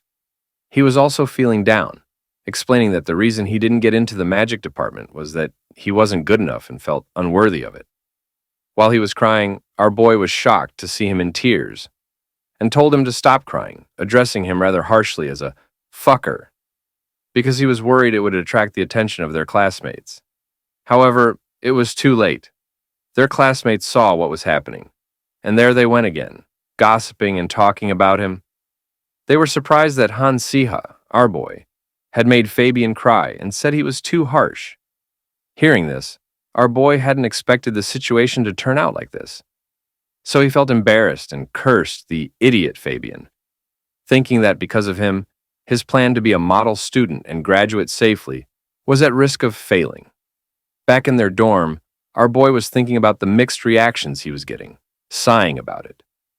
The boy introduced himself as One, mentioning that he was also assigned to the magic department. With an idolizing expression, One said it was nice to meet him, adding that even though he wasn't as famous as Han Siha, he had never heard about him before. However, our boy knew otherwise, recognizing One's name. He realized that Wan was one of Li Han's most reliable allies in the story, a light-hearted character with sharp judgment and high versatility. Most importantly, Wan had a well-connected information network. Seeing our boy suddenly stunned, Wan asked if something was wrong, but our boy just sighed, thinking about how unlucky he was to keep meeting all the protagonists. He muttered to himself that at this rate, everyone around him seemed to be part of a plot to kill him as Han Siha. However, he shrugged it off and told Wan it was nothing, though Wan didn't quite believe him. Wan felt something was off, because our boy was sighing so deeply. Noticing this, he invited our boy to join him for a tour of the dorm after he finished unpacking his belongings, boasting that he had a guide map and saying it would be fun and enjoyable to explore with a friend tagging along. Let's say it was a bonding time for them as roommates. But anyway, while our boy thought about it twice and seemed worried, in the end, he decided to go along. The two of them went to the dormitory cafeteria. As they stood there, One told him that there were rumors from their upperclassmen that it was better to eat outside than to dine there. Our boy asked why and what was wrong with the cafeteria food. One explained that the nutrition there was like experimental food and tasted as bad as shit, which is why no one ever ate there. He added that he thought the students hated the food so much that they had complained about it. Our boy didn't want to eat there either. After they finished criticizing the cafeteria, they went to the magic training field, where they could practice freely and endlessly. One warned him that if he passed by carelessly, he might get hit and end up in the infirmary. Hearing this, our boy suggested setting up a magic barrier there, to which One replied that it was a good idea. One praised him for being smarter than the rumors suggested, teasing our boy in the process. Our boy seemed annoyed by his sharp and exaggerated judgment, but he ignored Juan's words and suggested they go see the field. While Juan continued his talkative chatter, our boy thought that even though Juan often threw pointless comments at him, he had to admit he was gaining a lot of useful information. So he commented that Juan's remarks were actually quite helpful for him. After they finished exploring, Juan suggested that since they had seen enough, they should head back to their room. Suddenly, the sky grew darker, and Juan, noticing this, mentioned that it looked like it was going to rain. However, our boy thought to himself that this was no ordinary rain or simple storm cloud. It was a poisonous, deadly rain. He stopped one and insisted they go to the main building to inform their professor, warning him that the raindrops were dangerous. One felt something was off and was confused about why Hansiha suddenly stopped. Meanwhile, our boy stood there quietly, recalling the scene with its eerie atmosphere, where even the lawn became soaked and muddied by the rain that was indeed laced with deadly poison. The students were now in a chaotic situation. Some were shouting warnings not to go outside because the raindrops were mixed with poison. Panic spread as some students noticed others were missing, including Adele and Soia, causing even more worry. Seeing the mess, our boy thought to himself that the Black Magician organization seemed to be making a move, aiming to kidnap promising and talented students to use them as hostages in their plan to conquer Ardel Academy and bring it under their control. He realized this was the beginning of what was called the dormitory kidnapping incident. At that moment, his system informed him that the main objective of episode 4 of their story was to save and help his future wives survive. Just kidding, but anyway. The system screen displayed that his task was to find the missing students and retrieve them. It also showed that if he failed to do so, he would receive a penalty of handsomeness. But since our boy didn't have any handsomeness to lose, he decided to ignore it. Now the scene shifted to the forest, where Adele and Soia were sitting tied up and trapped inside a tree. Adele, clearly pissed off, began shouting because she couldn't use any magic or do anything to free herself. Solia advised her not to waste her energy, pointing out that the vines binding them were not simple to break. Hearing this, Adele became even angrier, asking Solia why she hadn't told her that earlier. Solia replied that she had been trying to find a weak spot in the vines, but hadn't come up with any clear solution yet.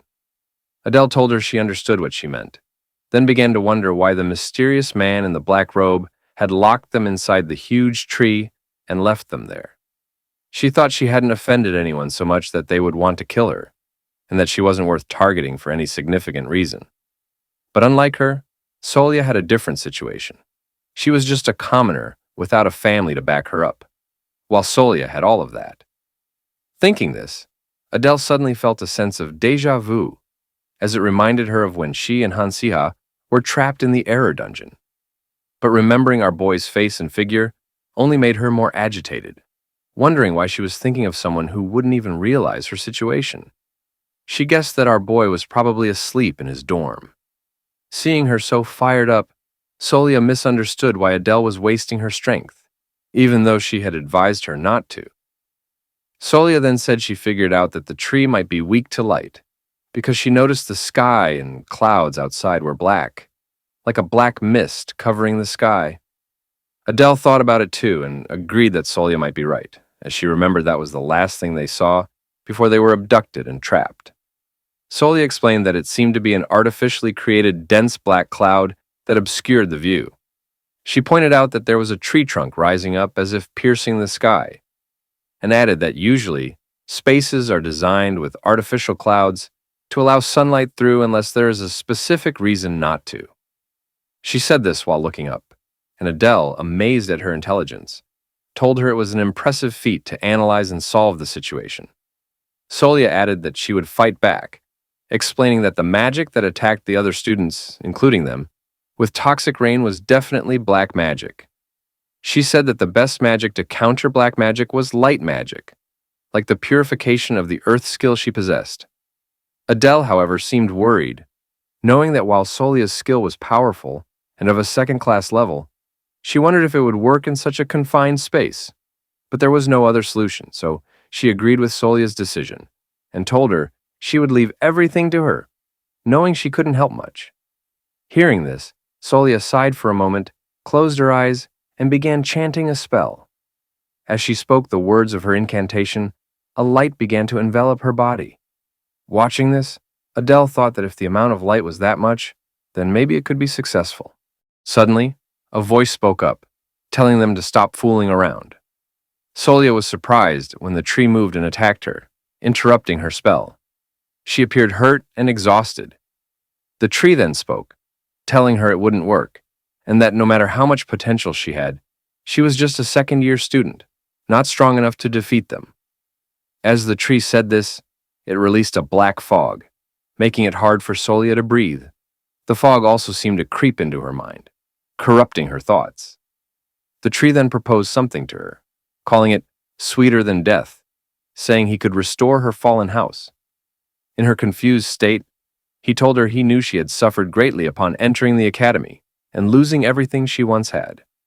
He lectured her on how stubbornly she had held on until now, and said she seemed to be reaching her limits. He offered her his power so she could easily survive and return home, suggesting that his proposal might be too tempting to resist. Under the influence of the fog, her mind seemed muddled, and she couldn't think straight. Just then, Adele spoke up, cutting off the conversation, and shouted for Solia to hold on to herself. She reminded her that her own life had not been easy either, and she had also suffered, so they needed to fight equally, despite the hardships they faced. Adele then confronted the tree, demanding to know why he started with Solia and not with her, asking if she was that easy to deal with. The tree seemed intrigued and amazed by her bravery, noting how she didn't collapse or give in, even under the effects of his fog. He commented on their exceptional talent, hinting that the organization's motive was to recruit them. The tree then made a proposal to her as well. While Adele noted that now that the tree was focused on her, it could give Solia time to recover and come back to her senses.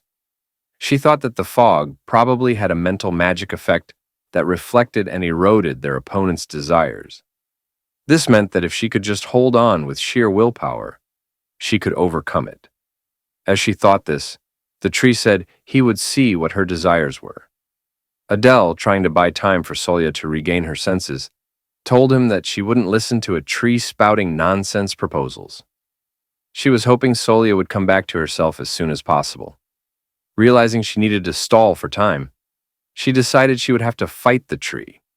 She taunted him, saying that if he was brave and strong enough, he should come out and show himself, because hiding was for losers, weaklings, or maybe cowards. The tree seemed provoked by her words and became angry, unleashing his roots to attack her. He told her that his current form was more than enough to erase her. As Adele faced what seemed like her end, she realized that this could be where her story ended. She closed her eyes and accepted her fate, hoping someone might save them. But speaking of the devil, our boy suddenly appeared, casting a powerful spell that shot a beam of light at the tree. Seeing this light, Adele's hope was renewed. She was amazed by the powerful spell, thinking it was similar to Solia's light magic. But seeing that Solia hadn't overcome the brainwashing, she wondered who could have cast it. While our boy made an exaggerated entrance once again, he appeared and thanked one for giving him a hint about the tree's weakness, which helped them take it down. Seeing Han Siha, Adele was shocked and couldn't believe it, asking how he had found them and how he had created such a massive light spell. Our boy was surprised and amused by her reaction, noting that she was still so talkative despite having almost died. One then explained that the light they saw was actually just a small light spell, considered basic magic, which they had amplified using a magical magnifier from their bag. After Juan's explanation, our boy asked Adele if she was okay. She sarcastically replied that of course she was fine, and asked if he thought she was a loser like him. Kidding aside, hearing her talkative nature, he suggested they go and fight the guy together while he held her sword. Adele seemed happy about it because the sword was the one she used back when she was practicing on their training ground. As our boy handed his sword to Adele, she was touched by his thoughtfulness. But then, with that familiar smirk, he added that he figured she probably wanted to bury it alive. His comment made her snap internally, but she sighed, wondering why she expected anything different from him. She replied that, just as she had wanted, there was even less reason to hold back now, especially if their opponent was a black mage. Just then, a man in a black robe emerged from behind a tree, clearly in pain. Our boy wondered if the tree was finally revealing its true form. The man glared at him, but our boy, with his signature smirk, asked why he was staring like that. Did he want him to gouge out his other eye too? Enraged, the man manipulated the roots and launched them at our boy, shouting that he would kill him. But instead of a direct attack, the roots moved upward, sealing off the space around them and making the terrain more favorable for the man. With his strength returning, the man declared it was now our boy's turn to vanish. He commanded his dark roots to attack, calling him a clueless, immature brat. The smog began to swirl around our boy, infiltrating his mind and whispering insidious words. Worthless, powerless, abandoned by your family, a failing student who won't even graduate.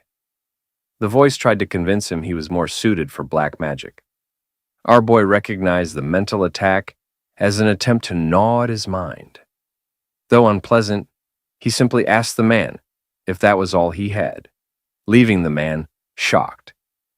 Our boy knew the man was trying to provoke him by absorbing fragmented memories of the original person he was trying to imitate, but those words held no power over him.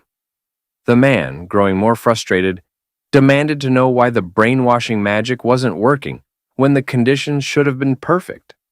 Our boy confidently replied that the man was just weak, which only infuriated him more. He noticed that the man had fused with the tree, becoming one with it. If his memory served him right, the true nature of the monstrously large baobab tree was an ancient lattice tree, a hybrid created by black mages who enhanced healthy saplings to have a strong synergy with their brainwashing magic, boosting its mental abilities. But our boy knew the solution was simple. Mental monsters like this often relied too much on their abilities, making them vulnerable in terms of physical durability. He then shouted to Adele, asking if he was right that the tree was weak to light. Adele, busy slashing at the attacking branches, confirmed that he was correct. Our boy continued, adding that trees are also naturally weak to fire, which made Adele question what he was getting at all of a sudden. Our boy then called out to our cute Basil, telling it that it was time to go. Basil responded with a sound of agreement. The man in the black robe, furious, shouted, "How dare you!" and launched the tree's branches at our boy. But Basil unleashed a powerful burst of fire, successfully burning the tree roots. However, one of the tree's branches managed to hit them, slamming them into a tree behind them. Our boy quickly checked on Basil and was relieved to see that the impact had been reduced by their collision, leaving Basil safe. As the branches launched at him all at once, the man shouted that it wasn't the time to be distracted. Our boy panicked, realizing too late just how close the branches had gotten. Fortunately, someone cut through the branch just before it could pierce him, slashing it in an instant. Adele stood nearby, smirking. "Looks like you owe me one this time," she teased. Our boy laughed, admitting, "For a second there, I really thought I was done for." Adele's tone turned serious as she reminded him, "While we're doing our best to hack away at these branches, and you've dealt it a good blow with our cute Basil's help, we still need a strong final strike to truly end this. Solia seems to have regained her senses, but let's be real. None of us have even graduated yet, as it's said. Facing a powerful black mage is way above our pay grade. But if anyone can pull this off, it's you." She paused, then asked, "Am I wrong?" Our boy flashed a confident grin. "Nope," he replied. Above them, the dark clouds began to break apart, letting the rain fall directly onto the tree. The man in the black robe gawked in disbelief. How could this be? Our boy had started a fire, and now it was raining again. The man wondered if this was some kind of magical blunder, but reassured himself that, even with a few tricks up his sleeve, a brat was still a brat. He commanded the branches to attack our boy again, proclaiming that if the light vanished, this place would become his domain once more, a prospect he found most agreeable. The branches coiled around our boy's legs, and the man sneered, declaring him dead. But our boy just chuckled, incredulous. "You really fell for it?" he asked, amused. The man sneered right back. "What, are you scared? Have you lost your mind?" Unfazed, our boy calmly drew out his wand, jabbed it into the branch, wrapped around his leg, and activated his lightning magic. The lightning crackled and surged through the branches, racing toward the tree roots where the man stood. A massive bolt of lightning struck from above, so powerful that it shattered the branches into pieces and obliterated the tree to which the man was fused. Desperate, the man couldn't accept what had just happened. He demanded to know how such low-level magic could wield so much power. He was convinced the brainwashing magic had taken effect and, in his frustration, blamed our boy for everything. Our boy sighed, thinking to himself that these were the cliché final words of a dying villain.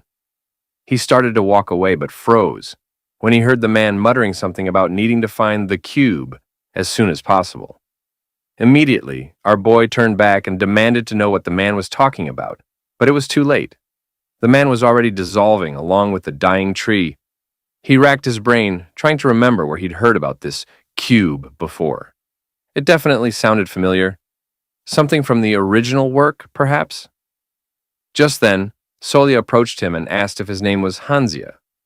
Surprised, he turned to her as she praised the command strategy he had given earlier, remarking that it was impressive. Then she asked if they had something to discuss. Our boy replied that he'd heard a lot about her and thanked her for her help earlier. However, Solia disagreed, saying she should be the one thanking him. She reminded him that it was his idea to use the rain to extinguish the fire inside the tree to prevent a blaze, and to enhance his simple lightning magic with the damp surroundings. He acknowledged this, but pointed out that if she hadn't cast the light defense magic on him at the right moment, he would have been fried by the electricity. Solia responded that she did it because he had given the defensive commands as well. He realized that for Solia to make such quick judgments and execute bold magic like that, she must already know a great deal about how to operate light magic. Meanwhile, Solia began to see him in a new light, impressed by his strategic thinking. Our boy then asked if they had any idea why the black mage had kidnapped both of them. Adele chimed in, saying that, based on their discussion, it seemed the plan was to brainwash them and use them as minions. This revelation made him realize the full scope of the black mage's scheme. Kidnapping two top students from Ardel Academy and brainwashing them into becoming pawns? It was actually a formidable plan. He reflected that if the black mages were skilled enough to attempt brainwashing Solia, it was clear he wouldn't have been able to defeat them with basic magic alone.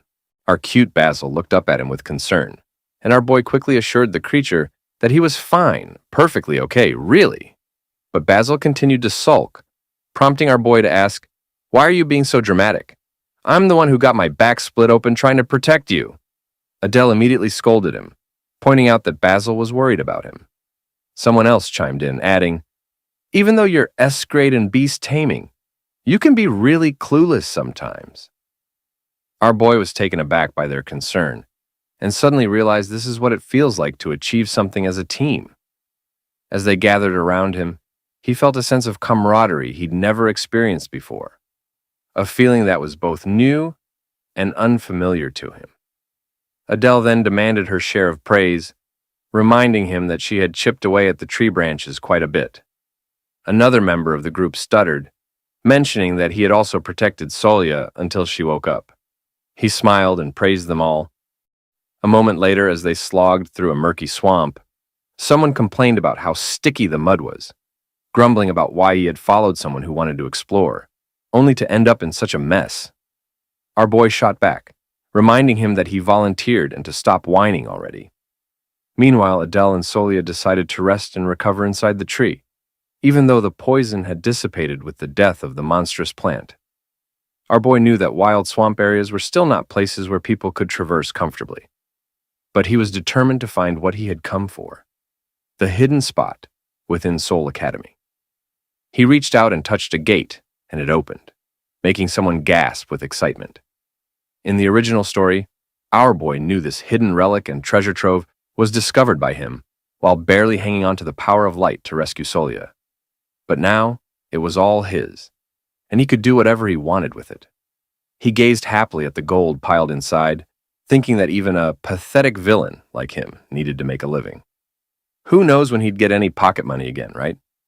One of the group, equally thrilled, asked if this treasure was real and whether it had an owner. Our boy replied that even if there had been an owner, they were long dead.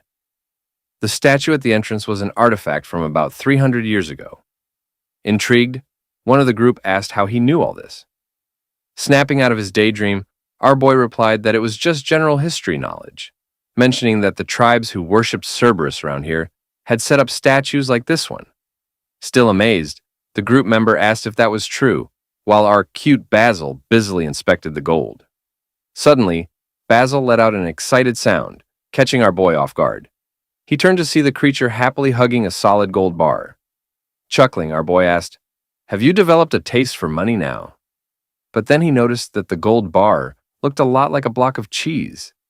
He remembered that Basil really liked cheese when he'd given it snacks before, and wondered if the creature just liked anything yellow. Smiling, he told Basil it was in luck, and could take as much as it wanted. One of the group members, amazed, asked if he could take some too. Our boy replied, "Sure, within reason." The member, overjoyed, asked if he was serious, and our boy confirmed with a nod.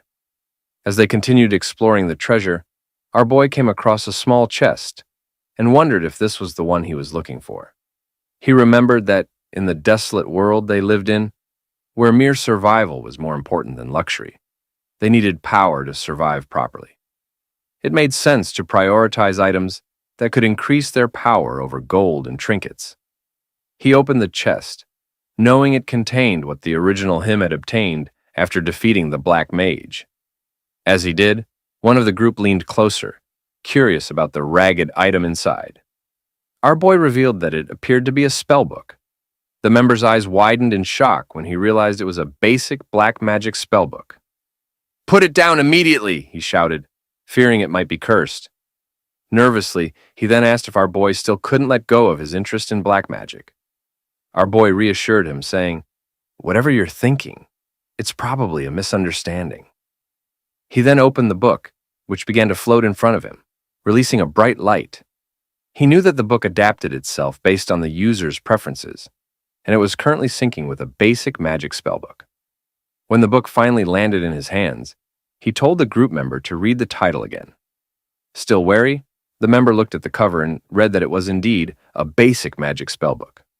Our boy explained that the spellbook seemed to change based on the user's preferences, a clever trick to avoid any unwanted attention. Whether the black mage had originally placed it there or not, our boy thought, this spellbook was incredibly useful. If it contained all the basic magic, it had to be worth a fortune. He smiled to himself, realizing he'd hit the jackpot. And this wasn't just any spellbook. It was a high-level one that recommended the most essential magic based on the user's needs and allowed them to learn all the spells within at once, like a scroll. In other words, it was an opportunity to acquire all the basic magic that Ardel Academy students had spent the past year sweating over, all in one go. Our boy mused that studying might just be about having the right tools, which made one of the group members, noticing his oddly smug expression, wonder what was going on with him now. Our boy then suggested they head out, but one of them asked him to wait a moment while he grabbed one more bracelet. Our boy agreed, telling him to take everything he could. As they prepared to leave, our boy asked our cute Basil if they should start heading up slowly, mentioning that those at the top must be getting bored by now. Basil agreed, and they started walking. Suddenly, our boy heard someone call him stranger. He looked back in shock, but no one was there.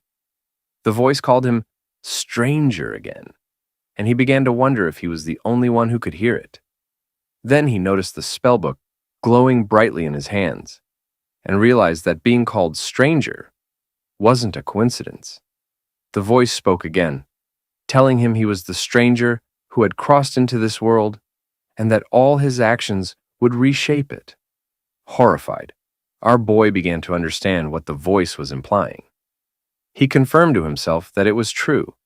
His seemingly insignificant actions might end up overturning the original plot. He was never supposed to be here today. In the original story, he was supposed to be a character who shouldn't have survived. Our boy realized that if the book he held could see through all truths in speech, then it must be the prophecy book, Carmen. He knew Carmen was an absolute prophecy book. No matter how much one might try to deny it, whatever the book foretold would inevitably come to pass. He began to wonder if this meant he should now refrain from interfering in everything. As a stranger to this world, he should have been isolated from the episodes, but his desire to live well had driven him straight into the heart of the academy. Just then, the voice spoke again, telling him that if this was the role given to him, he should accept it so that he might guide the miracles of the flowing world. The voice warned him, "Do nothing, and the world will march straight to destruction."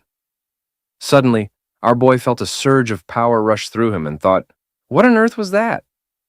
But before he could make heads or tails of it, he collapsed, wondering if this was the price of hearing prophecies. When he finally woke up in the dorm room, one was there, looking more relieved than a guy who just found out he passed a surprise test. "You scared the life out of me, man," one exclaimed. Our boy, still groggy, apologized with all the sincerity he could muster. Then he asked if he could have some alone time to rest, assuring one he was okay. One nodded, probably thinking, "Fair enough," and headed out to the convenience store to grab some snacks, leaving our boy alone with his thoughts. As soon as one left, our boy's mind decided to go full drama mode.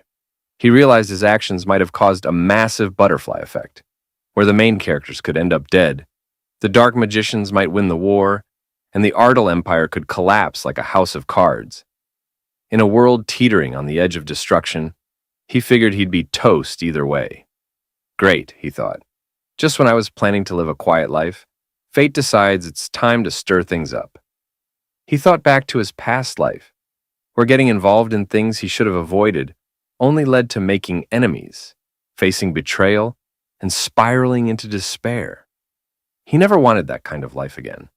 Heck, he'd even flirted with the idea of death back then. But now, if the world was truly on the line because of him, he couldn't just ignore that annoying little voice in his heart telling him to do something. He sat there lost in thought for a minute, wondering why he was taking all this so seriously. But deep down, he knew that when push came to shove, he'd end up tackling the situation head-on. He reminded himself that he was the only one who knew how the story of Soul Academy would unfold. A reincarnated soul, an outsider, our boy, yet not quite our boy. That's just who he was. Later on, it turned out the mastermind behind the kidnapping incident was a dark sorcerer. The Academy, in all its wisdom, decided to keep the whole thing hush-hush. Even though our boy and one had recklessly gone off to rescue Adele and Soia without permission, they were still given a slap on the wrist for leaving the Academy grounds. But hey, they were also praised for their guts in rescuing their classmates. Sometimes being a hero means breaking a few rules, right? Our boy couldn't help but wonder if all this was just going to lead to more busy work. Couldn't they at least pay us for our efforts? He grumbled to himself.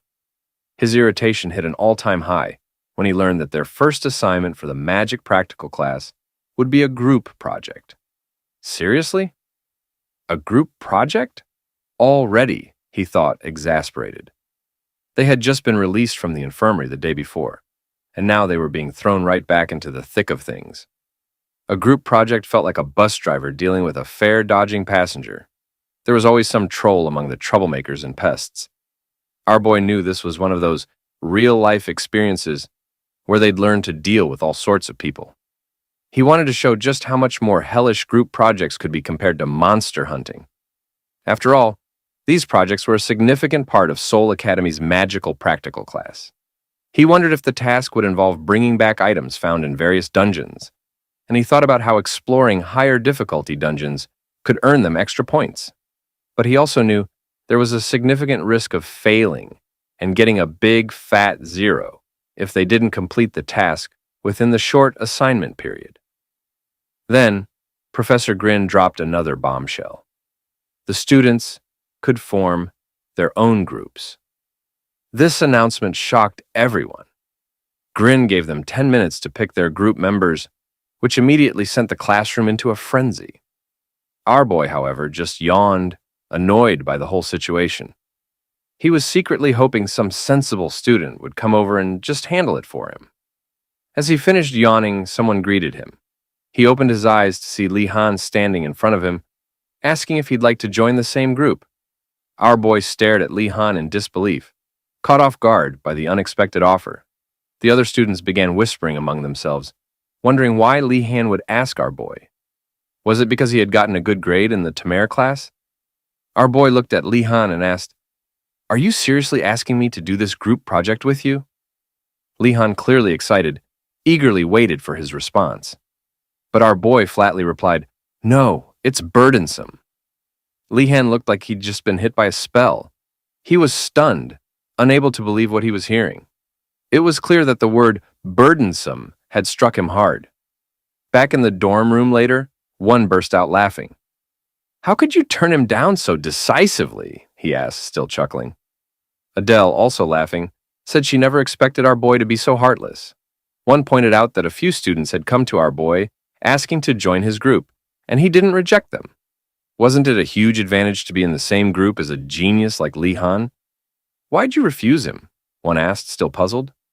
Our boy shrugged. "It literally felt burdensome," he replied. "Besides, my current teammates are comfortable because we've worked together before." He said it like it was the most obvious thing in the world, leaving everyone else wondering if he was just playing hard to get or genuinely preferred a simpler, less genius-filled life. However, he knew deep down that this was just an excuse. The truth was, he was scared. He didn't have the slightest clue what might happen if he got too tangled up with the main character. Desperate to change the topic, and maybe distract himself from his own overthinking, our boy asked, "So, is everyone wearing the new uniforms?" He pointed to his bright red necktie as if it were the most fascinating thing in the room. One, ever the detail-oriented one, jumped right in.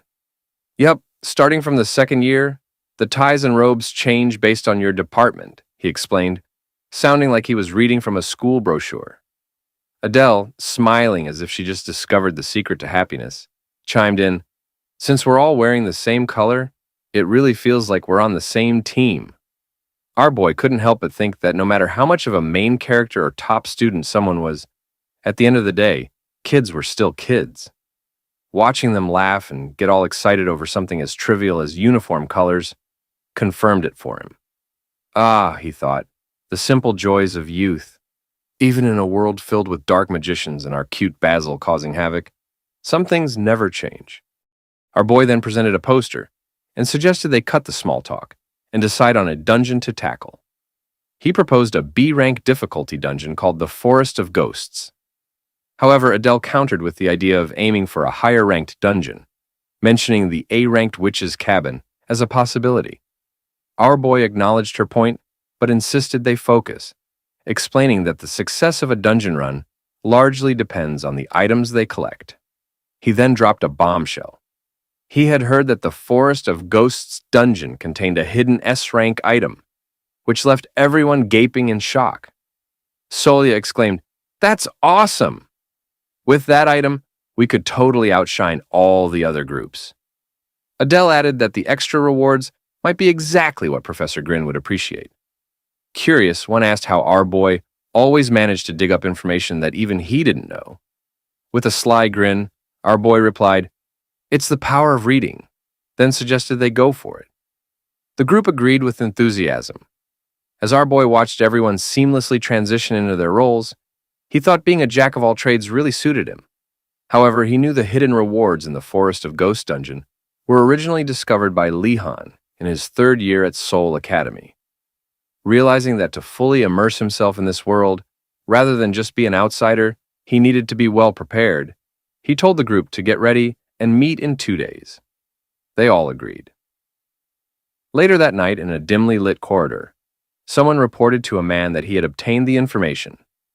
The dungeon they had chosen was the B-rank Forest of Ghosts. Seymour Parker smiled and remarked that it was a perfect choice and that they should prepare accordingly. 2 days later, on the day of their dungeon adventure, our boy and his group gathered. Unlike most dungeons, which were located outdoors near the academy, the Forest of Ghosts was accessed through Ardel Academy's library. As they approached the entrance, our boy mentioned the rumors about ghosts escaping from the dungeon and wandering around the library in the early morning due to a weakened barrier. Adele looked around nervously, dismissing it as nonsense and insisting there were no ghosts. Just then, a voice chimed in saying, "Actually, it's true." Adele let out a startled scream when she saw a man standing right in front of them. The man quickly clarified that he was just an ordinary person and explained that ghosts were indeed a type of monster, so their existence was not exactly news. Our boy asked who the man was, while Solia tried to calm Adele down. eyeing the man's tie with curiosity. Our boy noted that the man didn't seem to be a student, majoring in magic, and inquired about his presence. The man introduced himself as Usher Barton, a first-year student, and said he had come to join them in the dungeon. Our boy was surprised. The name Usher Barton rang a bell. He recalled hearing about a freshman who had shown exceptional talent in divination magic at a young age and was highly regarded by a top student in the second-year theology department. Usher then asked if they would allow him to join, promising not to be a burden.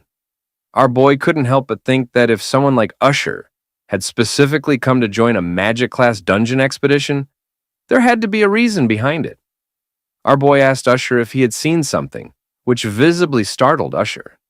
Before Usher could respond, our boy guessed correctly and asked if Usher had a specific purpose for joining them. Just then, a lady approached and said, "Don't be so quick to suspect others." She added that if they were entering the forest of ghosts through the chaotic bookshelf area, Usher might actually be quite helpful. The lady, who introduced herself as Yahello, gently touched Adele and explained that Usher had the ability to see ghosts. This made Adele scream in fright once more. Yahello quickly apologized for startling Adele and clarified that she was Yahello, a second-year student from the theology department, and had come as Usher's guardian. Yahello explained that, as our boy had guessed, Usher had seen something unusual during his recent divination magic practice, which made him adamant about following our boy no matter what. Yahello added that it was the first time she had seen such a reaction from the usually quiet Usher. To ensure he wasn't wandering off on his own, she had gotten permission from their professor to accompany him, under the condition that she act as his guardian. Our boy said he didn't particularly mind the situation, but asked Yahello if she was hiding any strange schemes, like being a spy from another group hired to sabotage theirs. Yahello reassured him, explaining that the only reason she agreed to be Usher's guardian was because of one thing: him. Confused, our boy asked why she would be interested in him. Yahello, smiling, replied that he was completely her type, leaving our boy stunned and dazed with confusion. Yahello continued, saying that the moment he was assigned to the magic department and their eyes met, she had a feeling. She added that with his lifted eyes, slightly tousled brown hair, and that one-sided smile when he laughed, he was exactly her type of handsome. She always welcomed the chance to see a handsome guy up close, noticing that our boy wasn't moving. One realized that our boy's soul was practically being harvested, and jokingly mentioned that he didn't know Yahello was not only famous in the theology department, but also known as a collector of handsome guys with high grades. One added that since they were about to enter a dungeon full of dark attribute monsters, there was no harm in teaming up with the theology department students, and that our boy's troubles weren't really his concern. Solia agreed, and our boy couldn't believe how nonchalantly his team was treating the situation. Yahello then suggested that, since everyone seemed to agree, they should officially head into the dungeon.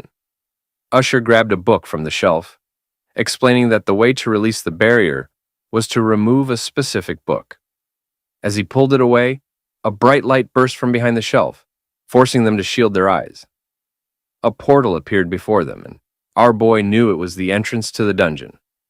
Our cute Basil let out a surprised growl, and our boy realized it must be overwhelmed by the sight, as the only dungeon it had previously encountered was a practice slime dungeon. Our boy lifted our cute Basil, reassuring it that despite the initial confusion, they should proceed, and Basil responded with a determined nod. Moments later, they were inside the dungeon, already thrust into combat. Our boy commanded Adele to move, and she responded with a confident, "Got it," swinging her sword through the air, while one provided support from the sidelines. Our boy realized that Professor Grin's emphasis on teamwork was spot on. The special item for dungeon entry was singular, and without it, they wouldn't be able to see the ghost-type monsters inside the dungeon at all. If members with poor cooperation or those too focused on individual scores had come, they might have ended up fighting each other before even facing the monsters. Thankfully, they had decided in advance who would use the blindfolds and assign scouting duties to Adele and one, who were agile. Solia, strong against dark attribute monsters, and Basil, with its high firepower, took on the role of damage dealers, quickly dispatching the smaller monsters.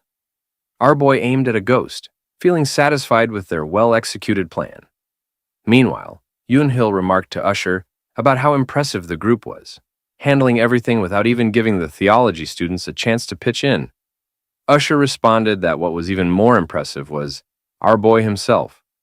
Despite not taking theology classes or having any special items, our boy managed to perceive the movements of the ghosts so easily. It was like jumping into a battlefield blindfolded and still fighting like a pro. Usher then confirmed to himself that the revelation he had received was spot on. The voice had told him that the outsider from the magic department would save the world. The image of our boy and our cute Basil flashing in the magic crystal reinforced the prophecy in his mind.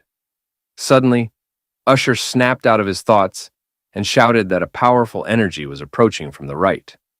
Our boy turned in that direction, his eyes widening in shock as thick purple smoke began pouring out of the house in front of them. The smoke swirled around the group, and our boy felt an icy chill, realizing that the pressure they were under was on a whole new level compared to dealing with a horde of ordinary monsters. Panic set in as he wondered if they were already up against the boss monster. As he pondered whether they were already facing the boss monster, our boy recalled the characteristics of the Forest of Ghosts boss, a psychic attack with the power to read and manipulate an opponent's memories. Armed with this knowledge, Solia and our boy braced themselves to face the boss's attack head-on. Adele shouted that the boss was moving and asked if they were ready. Both responded with a determined yes, while our boy, thinking back, realized they had unintentionally withstood a similar attack before. The boss swung its scythe, and the attack struck our boy directly. In that moment, he grasped the reality of facing a boss monster. Wow, he thought, this thing is faster than I gave it credit for. He told himself to stay calm, reminding himself that it wasn't a physical attack. No need to panic. As long as they could ignore the voices they were hearing and cling to their fading consciousness, they'd be fine. But suddenly, he found himself in a strange place. Where am I? He wondered. He realized he was experiencing a bizarre sensation. No sensory perception, just floating in a space filled with darkness, a world of nothingness. Oh, great, our boy muttered to himself. This must be the infamous psychic attack, the Void Room, courtesy of our cute Basil. He looked around and sensed something was off in the darkness. He knew that while a B-rank dungeon was no walk in the park, the boss monster shouldn't be strong enough to pull off a trick like this. As he wandered through the void, trying to piece things together, he suddenly heard someone shouting, "You killed it, you bastard!" Startled, he turned around and heard a familiar voice apologizing. Another voice, angrier, snapped back, "If you thought you couldn't handle it, you should have bailed out sooner. Why pretend you could?" Horrified, our boy recognized the scene playing out before him. He was witnessing one of his own memories. He looked at his past self and thought, wow, some things never change. Still as awful as ever. He recalled a conversation from his past life between a female doctor and her colleague. The lady asked if he was the bastard who backstabbed his senior in the upper ranks, while the male doctor cautioned her not to mess with him, calling him a real psycho in the intern world. They had no idea he was overhearing them gossiping behind his back. Not that he regretted a thing. He knew he had done what was necessary. The person he reported, dubbed a doctor, was actually a psychopath, notorious for abusive medical practices that had cost innocent lives. So, he blew the whistle on the doctor's atrocities to professors, undergraduates, and university hospitals. Unfortunately, that doctor was well connected, with ties that ran deeper than just professors, undergraduates, and university hospitals. However, that doctor was well connected and far above him in seniority. And what followed was as predictable as hospital food being bland. The medical field is surprisingly tight-knit, so no matter where he went for training, everyone avoided him like he had a contagious disease, labeling him the whistleblower. Despite his reputation as a genius, all he got in return were criticism and insults for ruining the career of a senior who was, apparently, beloved by everyone for reasons he still couldn't fathom. All over what they considered trivial matters. This went on until one day, during an especially tough shift. A coworker noticed his hands shaking and asked, "Hey, what's up with you? We've got to head into the operating room." All he could muster was, "I don't know," as he stared at his hands, trembling like a leaf in the wind, unable to stop them no matter how hard he tried.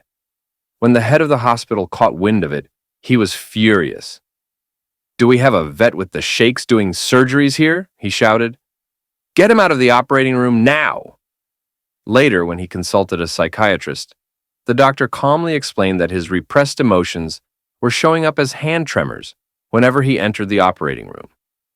"Oh, neat," he replied. "I guess that makes sense."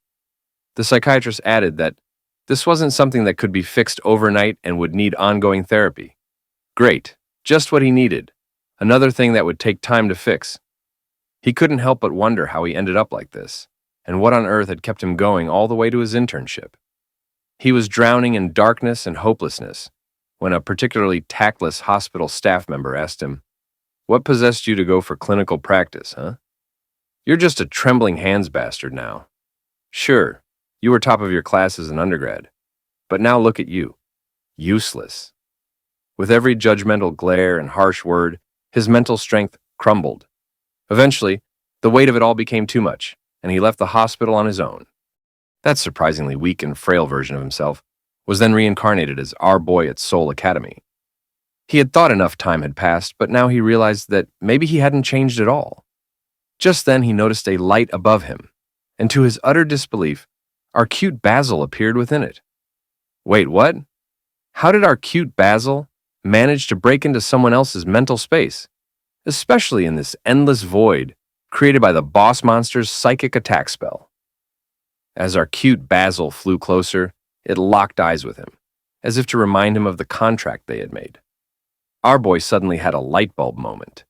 Taming was a magic that linked the hearts of the mage and the monster.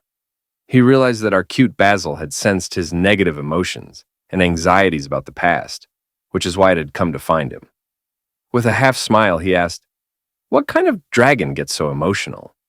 You're like a loyal dog." But instead of responding, our cute Basil simply hugged him.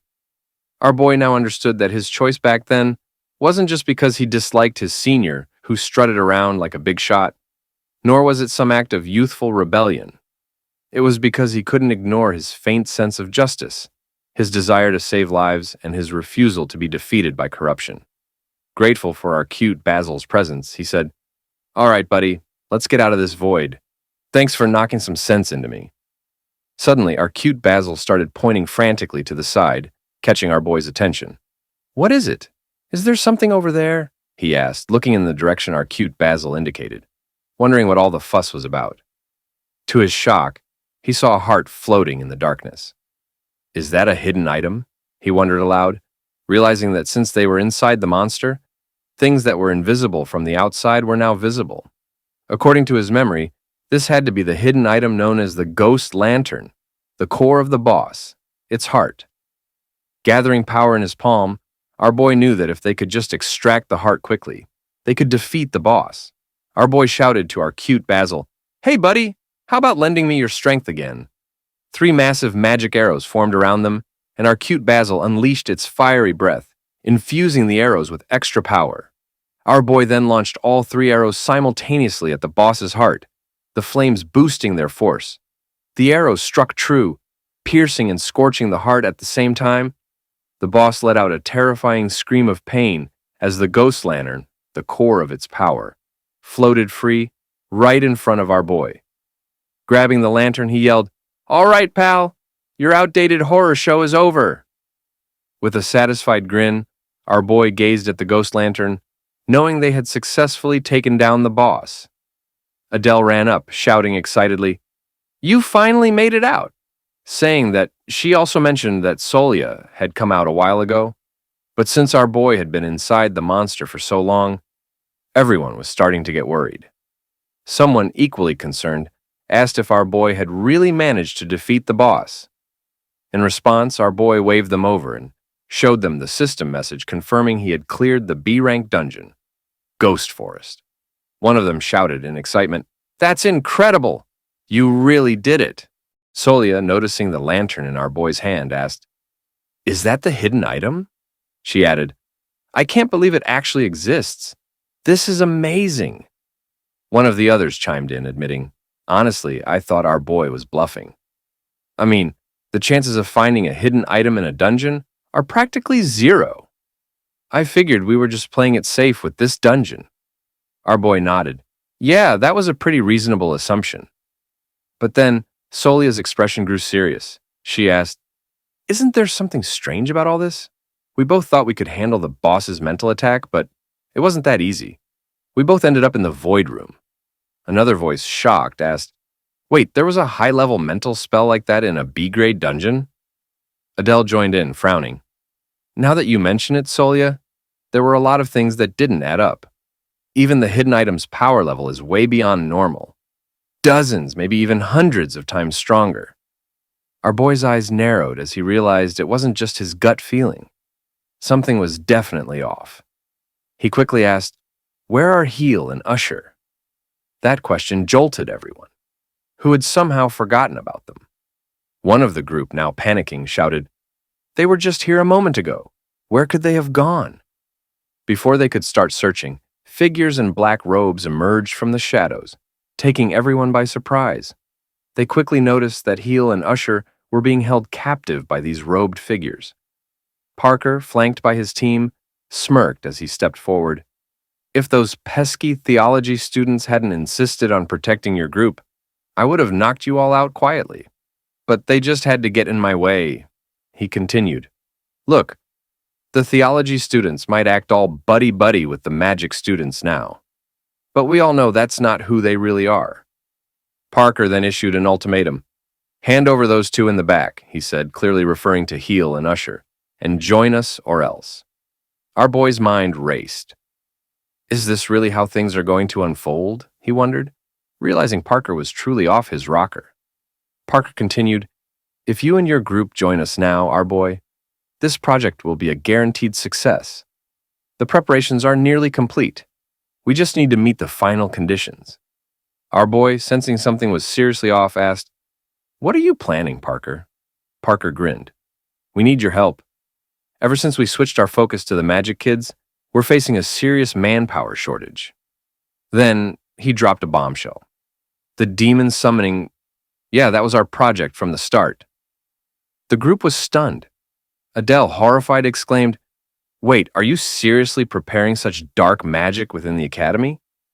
Is the necromancy department really doing this?" She remembered that our boy had been with Parker's group up until his first year, and worried he might have been involved with necromancers, even after switching to the magic department. The thought sent shivers down her spine. Was the dark mage our boy had expelled from the baobab tree just part of a strategy to lower their guard? Adele glanced at our boy, hoping her suspicions were wrong. But then she overheard his conversation with Parker. Our boy, with a nonchalant tone, said, "The conditions are pretty strict, but not impossible." "Maybe I'll help out." Parker, clearly pleased, responded, "I knew I could count on you, our boy." Still on our side, huh? Our boy then casually listed the items needed for the ritual: pig's blood, straw, ogre scales, demon tree roots, and a suitable medium. Parker nodded. "Got all of them. Just came to get the medium now." Adele, now even more worried, struggled to make sense of how easily this conversation was flowing. What is this medium they're talking about? She wondered. Noticing Adele's confusion, Parker smirked and said, "Don't strain yourself, Adele. This is probably beyond you. Just some trivial magic." Parker then revealed the final twist. The essential component for demon summoning was a strong human capable of hosting the demon. "Did you think I strengthened the boss monster's power in the dungeon just for kicks?" he taunted. "No. The ritual needs a powerful mage, preferably one of holy lineage, as the medium." Parker laughed and praised our boy for his choice of team, saying, "You picked the perfect group to serve as the medium. You're still so easy to work with, our boy." Our boy extended his hand to shake Parker's, smiling as he suggested, "Maybe it's time we get back to working together." But the moment Parker grabbed his hand, our boy's expression changed.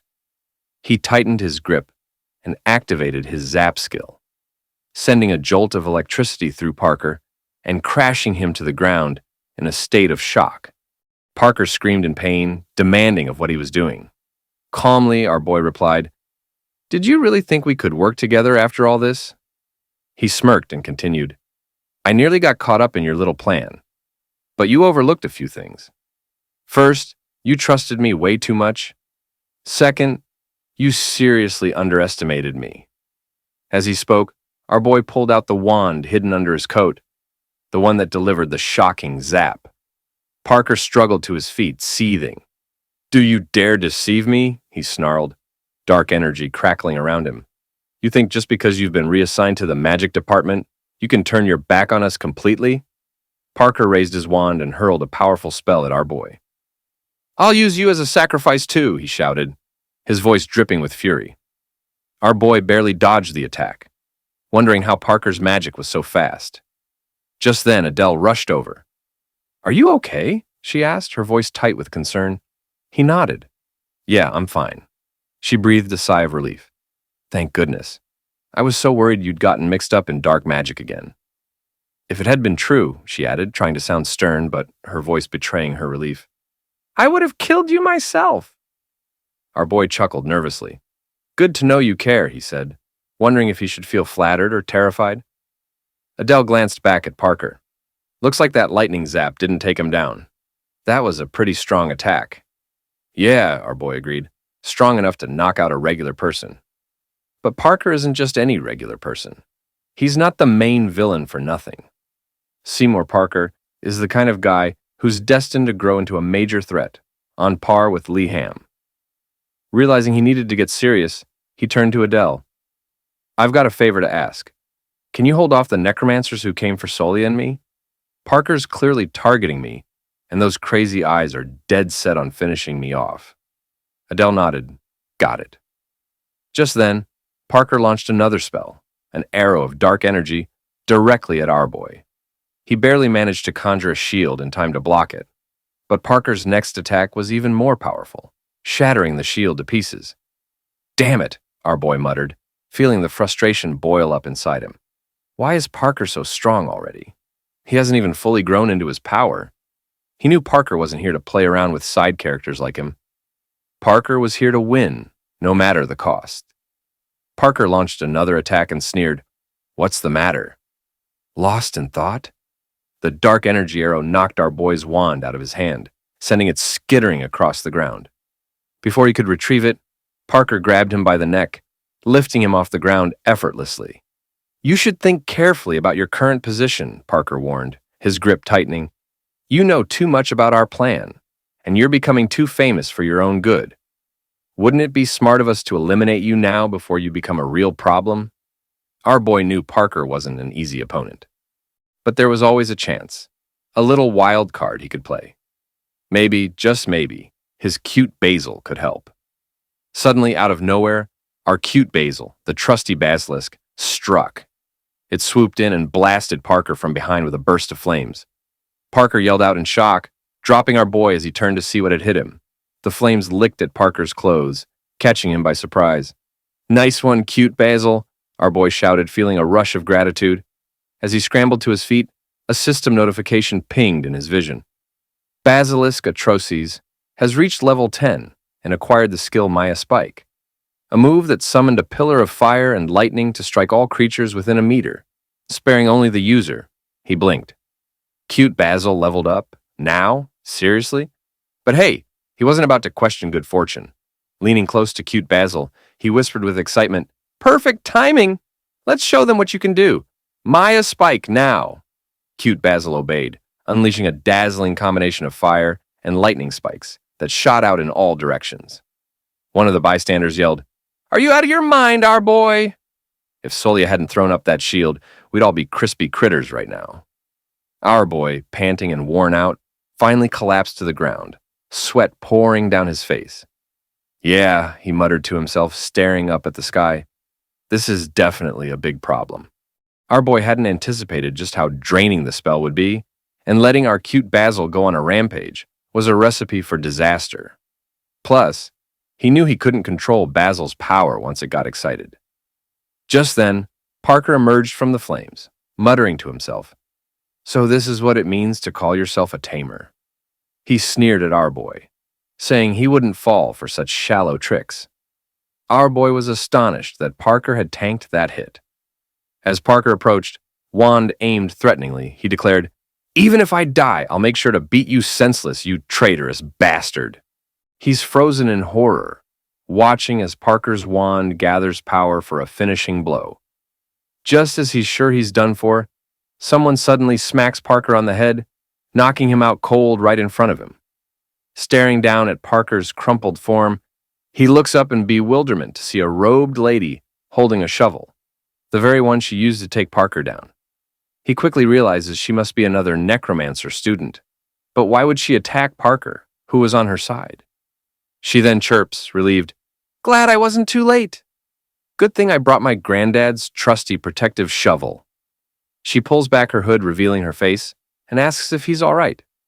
As he catches a glimpse of her, he's momentarily captivated, but exhaustion from the dungeon takes over, and he starts to lose consciousness. Completely drained, he passes out, and the rest of the situation is resolved in a blur. In the aftermath, the Necromancy and Dark Magic Club is temporarily suspended, while Heel, Usher, and the rest of the team are given time for treatment and recovery. As expected, their team's project results are outstanding. They receive a perfect score, 100 out of 100. The only team in Professor Grin's class to achieve such a feat. Adele shouts in disbelief, "We're the only team to get a perfect score." Meanwhile, our boy is on the verge of tears, not at all intending to stand out this much. Meanwhile, our boy overheard his classmates whispering excitedly about the hidden item they had found. They were praising their determination and speculating that our boy was the irresistible man who even outshone Li Han. Curious about the buzz, our boy wondered what all these rumors were about. After those hectic days, our boy now found himself in the underground prison of the academy. As he approached the cell, the man inside stepped closer and remarked, "I heard someone was coming to visit, so I came out to take a look." Recognizing our boy, Parker's face twisted with fury. "Why are you here?" he demanded. "Come to see me cry my eyes out in prison?" Our boy remained calm, telling Parker to settle down and reassuring him that he'd be walking out of there just fine. This only fueled Parker's anger further. "What nonsense are you talking about?" Parker snapped. Our boy then asked Parker if it was true that he was a noble, and if his father would really sit idly by while his son was locked up. He suggested that after this incident, Parker might be disowned by his family, and his father might just leave him in prison. Parker gripped the cell gate tightly, fuming. "Are you done talking? What are you even doing here?" he demanded. Our boy handed Parker a small envelope and told him to take it. When Parker asked what it was, our boy simply turned to leave, mentioning that his father would come to get him out soon, since the family's reputation was at stake. He added that Parker's family was known for ruthlessly casting out anyone who brought shame to their honor, implying that Parker might end up the same way. Parker opened the envelope, his glare of anger sharpening. Our boy winked, thinking to himself that Parker was still just a kid. It seemed Parker wasn't afraid of dark magic, but he was terrified of being disowned by his family. When Parker read the letter inside, his shock was palpable. Our boy asked if he was really that clueless, and explained that if Parker ever found himself in a situation like this, he should send that letter. The letter claimed that a dark magic organization was blackmailing him. Of course, it was all fabricated, but our boy had made sure it looked convincing enough. Our boy had included the dark magic symbols so meticulously that it looked almost flawless. Parker, still stunned, confirmed that it looked real enough to be convincing.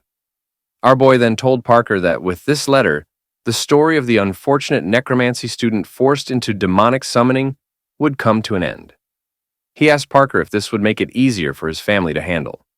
Parker, bewildered, asked why our boy was giving him this letter, and where he had even gotten it. Our boy just smiled and said, "Who else could it be?" hinting that it was someone at the academy who went out of their way to help. A moment later, our boy was sitting with Ernest and the robed lady. Ernest asked if he had delivered the letter properly. Confidently, our boy replied yes, grabbing his tea from the table, and thanked Ernest for his help. After our boy had woken up, Dean Ernest had called him in separately and awarded him an unprecedented prize. Ernest, unlike before, said he would grant our boy anything he wanted. So, our boy asked Ernest to help him release Parker from his predicament. Ernest admitted he was momentarily surprised by this request, given Parker's role as the leader of the Dark Magic Club and his involvement in the incident. It wasn't something that could be resolved with just a simple disciplinary action. However, Ernest noted that our boy must have seen something in Parker that others did not. Our boy explained that Parker was the type of person who became stronger when driven by revenge. If they expelled him with just a disciplinary action, Parker might harbor resentment and spiral into a darker path, using his demonic talents for more sinister purposes. But if the dean showed leniency and handled Parker appropriately, the Dark Magic Club would naturally disband, and Parker's exceptional talents could be redirected positively. Truthfully, our boy was just being cautious in case Parker sought revenge later. Yet, Ernest smiled and remarked that it seemed our boy had the qualities of a teacher as well. The lady then introduced herself as Natalie, the one who saved him from being killed by Parker. Our boy remembered that in the original work, Natalie was portrayed as a bright and lovable student, adored by everyone at the school.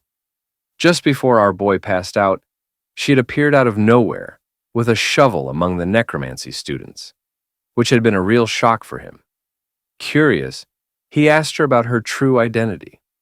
Natalie realized she hadn't properly explained her role before, and revealed that she was, in fact, an observer assigned by the dean to keep an eye on the Dark Magic Club. This made our boy realize she was a spy, and that the study of dark magic within the necromancy department had likely been overlooked. Ernest then explained that having a legitimate space for researching dark magic is crucial to prevent students from mishandling it out of curiosity.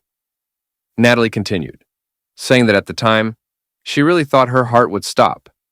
The demon summoning plan was a top-secret matter, shared only among a few students, all centered around Parker. If our boy hadn't helped her, she wouldn't have been able to fulfill her role, and the students in the magic department wouldn't have come out unscathed either. She then sweetly thanked him once again, making him blush. He replied modestly that he only did it to save himself. Ernest, sensing an opportunity, told our boy he had a proposal for him, giving him an ominous feeling.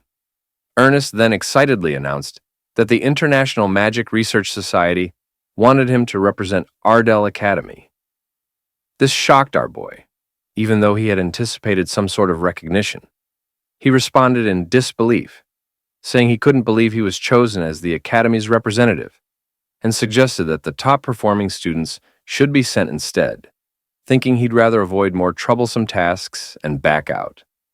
Ernest acknowledged that he had considered that too, but there was testimony that our boy had made the greatest contribution in the recent magic practice class. Additionally, Professor Grin had awarded our boy extra points, which left him puzzled. How could Grin add extra points on top of a perfect score? Ernest then informed him that he was currently ranked third in the magic department, with Lehan in first place and Adele in second. Our boy was stunned, while Natalie clapped for him. Later, back in his room, our boy remained in shock, even as our cute Basil playfully bit his head. He snapped, screaming, causing our cute Basil to look at him in confusion and wonder if its master had finally gone mad. The Basilisk shook its head to say no, while our boy punched the wall, shouting that he had enough troublesome tasks already. With his ranking going up, he was attracting even more attention. Frustrated, he yelled at the second-year students, demanding to know why they weren't studying. One student noticed the wall crack and asked if it was the chaos of the upcoming competition getting to him. He replied that he hadn't even aimed for third place, and grumbled about how annoying things kept happening. One student teasingly told him that he was unlucky, adding that Soia, who had always held the third place, would be upset to hear him say that. Our boy glared at the student, making them quickly swear they wouldn't tell Soia. To change the subject, The student suggested they open the dungeon's personal reward to lift his mood. Recalling that he hadn't had a chance to open the rewards yet, due to his busy schedule, our boy walked over to the chest. He remembered that these rewards, besides the hidden items, were personal treasures given for clearing the dungeon. He hoped for some enjoyment from the random gacha in that desolate wasteland. As he opened the treasure chest, he wondered what he'd get after all the trouble, and hoped for a top-tier item. When he looked inside, his mouth dropped open in shock. It was an egg. The system identified it as a Tira's egg, an A-rank item guaranteed to hatch into the legendary creature Tira with a 100% probability. He realized that if it was Tira, it meant another reptile, and he screamed in defeat. One student, laughing uncontrollably, shouted that he must truly be a chosen tamer from the heavens, prompting our boy to angrily shout at them to shut up. Later, it was time for the Magic Research Conference held in the Seinen Empire. The grand event, lasting 3 days, featured lectures and various exhibitions from the Mage Association. It was a hub of intellectual exchange and harmony, where talented magicians from around the world gathered to share their knowledge. The school-based competitions were particularly intense, with the honor of both the country and the school on the line. In the carriage on the way to the conference, our boy felt dizzy, already overwhelmed and loathing the experience. Adele, noticing his distress, reminded him that the second-year topic was herbalism and asked if he knew anything about it. He blankly responded, "What is herbalism?" Adele, concerned, told him it was a big deal and reminded him that when Dean Ernest had seen them off that morning, he had seriously mentioned that while participating as a learning experience was good, bringing back some awards would be even better. Her words left him even more dazed and blank-faced. Li-Han then chimed in, telling him that if he got the hang of the mixing methods, he should manage. Li-Han offered him a book and suggested they study until they arrived. Accepting the book, our boy prepared himself, acknowledging that this level of diligence was expected from a model student like Li-Han. Meanwhile, Adele walked away to get some drinks. Frustrated, our boy muttered about Adele running off alone. Just then, Li-Han called him back and shyly reminded him about the other day when one and he visited his room, specifically about the map he had shown them. This jogged our boy's memory about how he had accidentally taken a dark mage's loot from the baobab tree, and how Li-Han had happened to see it when he came over. It was a coincidence that left him feeling uneasy. Li-Han then asked if our boy had the map with him today. Our boy replied that he did, explaining that it might be risky to leave it in the dorm. He recalled that when Li-Han first saw the map by chance, his face had turned pale. Our boy understood why.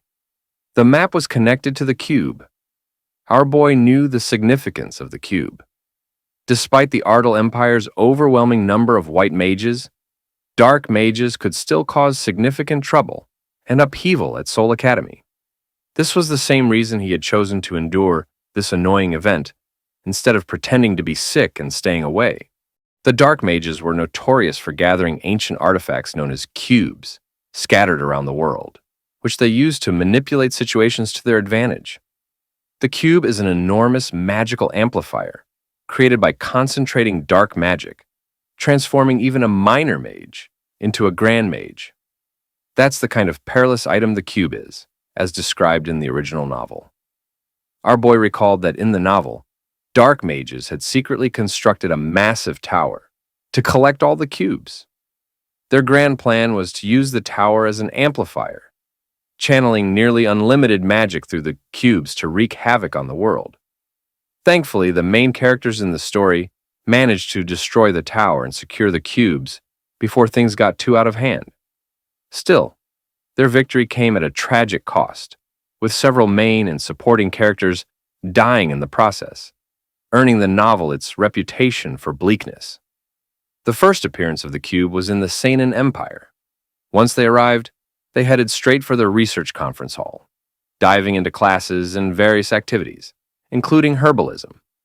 The next 2 days were a whirlwind of busy engagements. On the eve of the competition, our boy lay in his room, stretching and thinking about the upcoming event.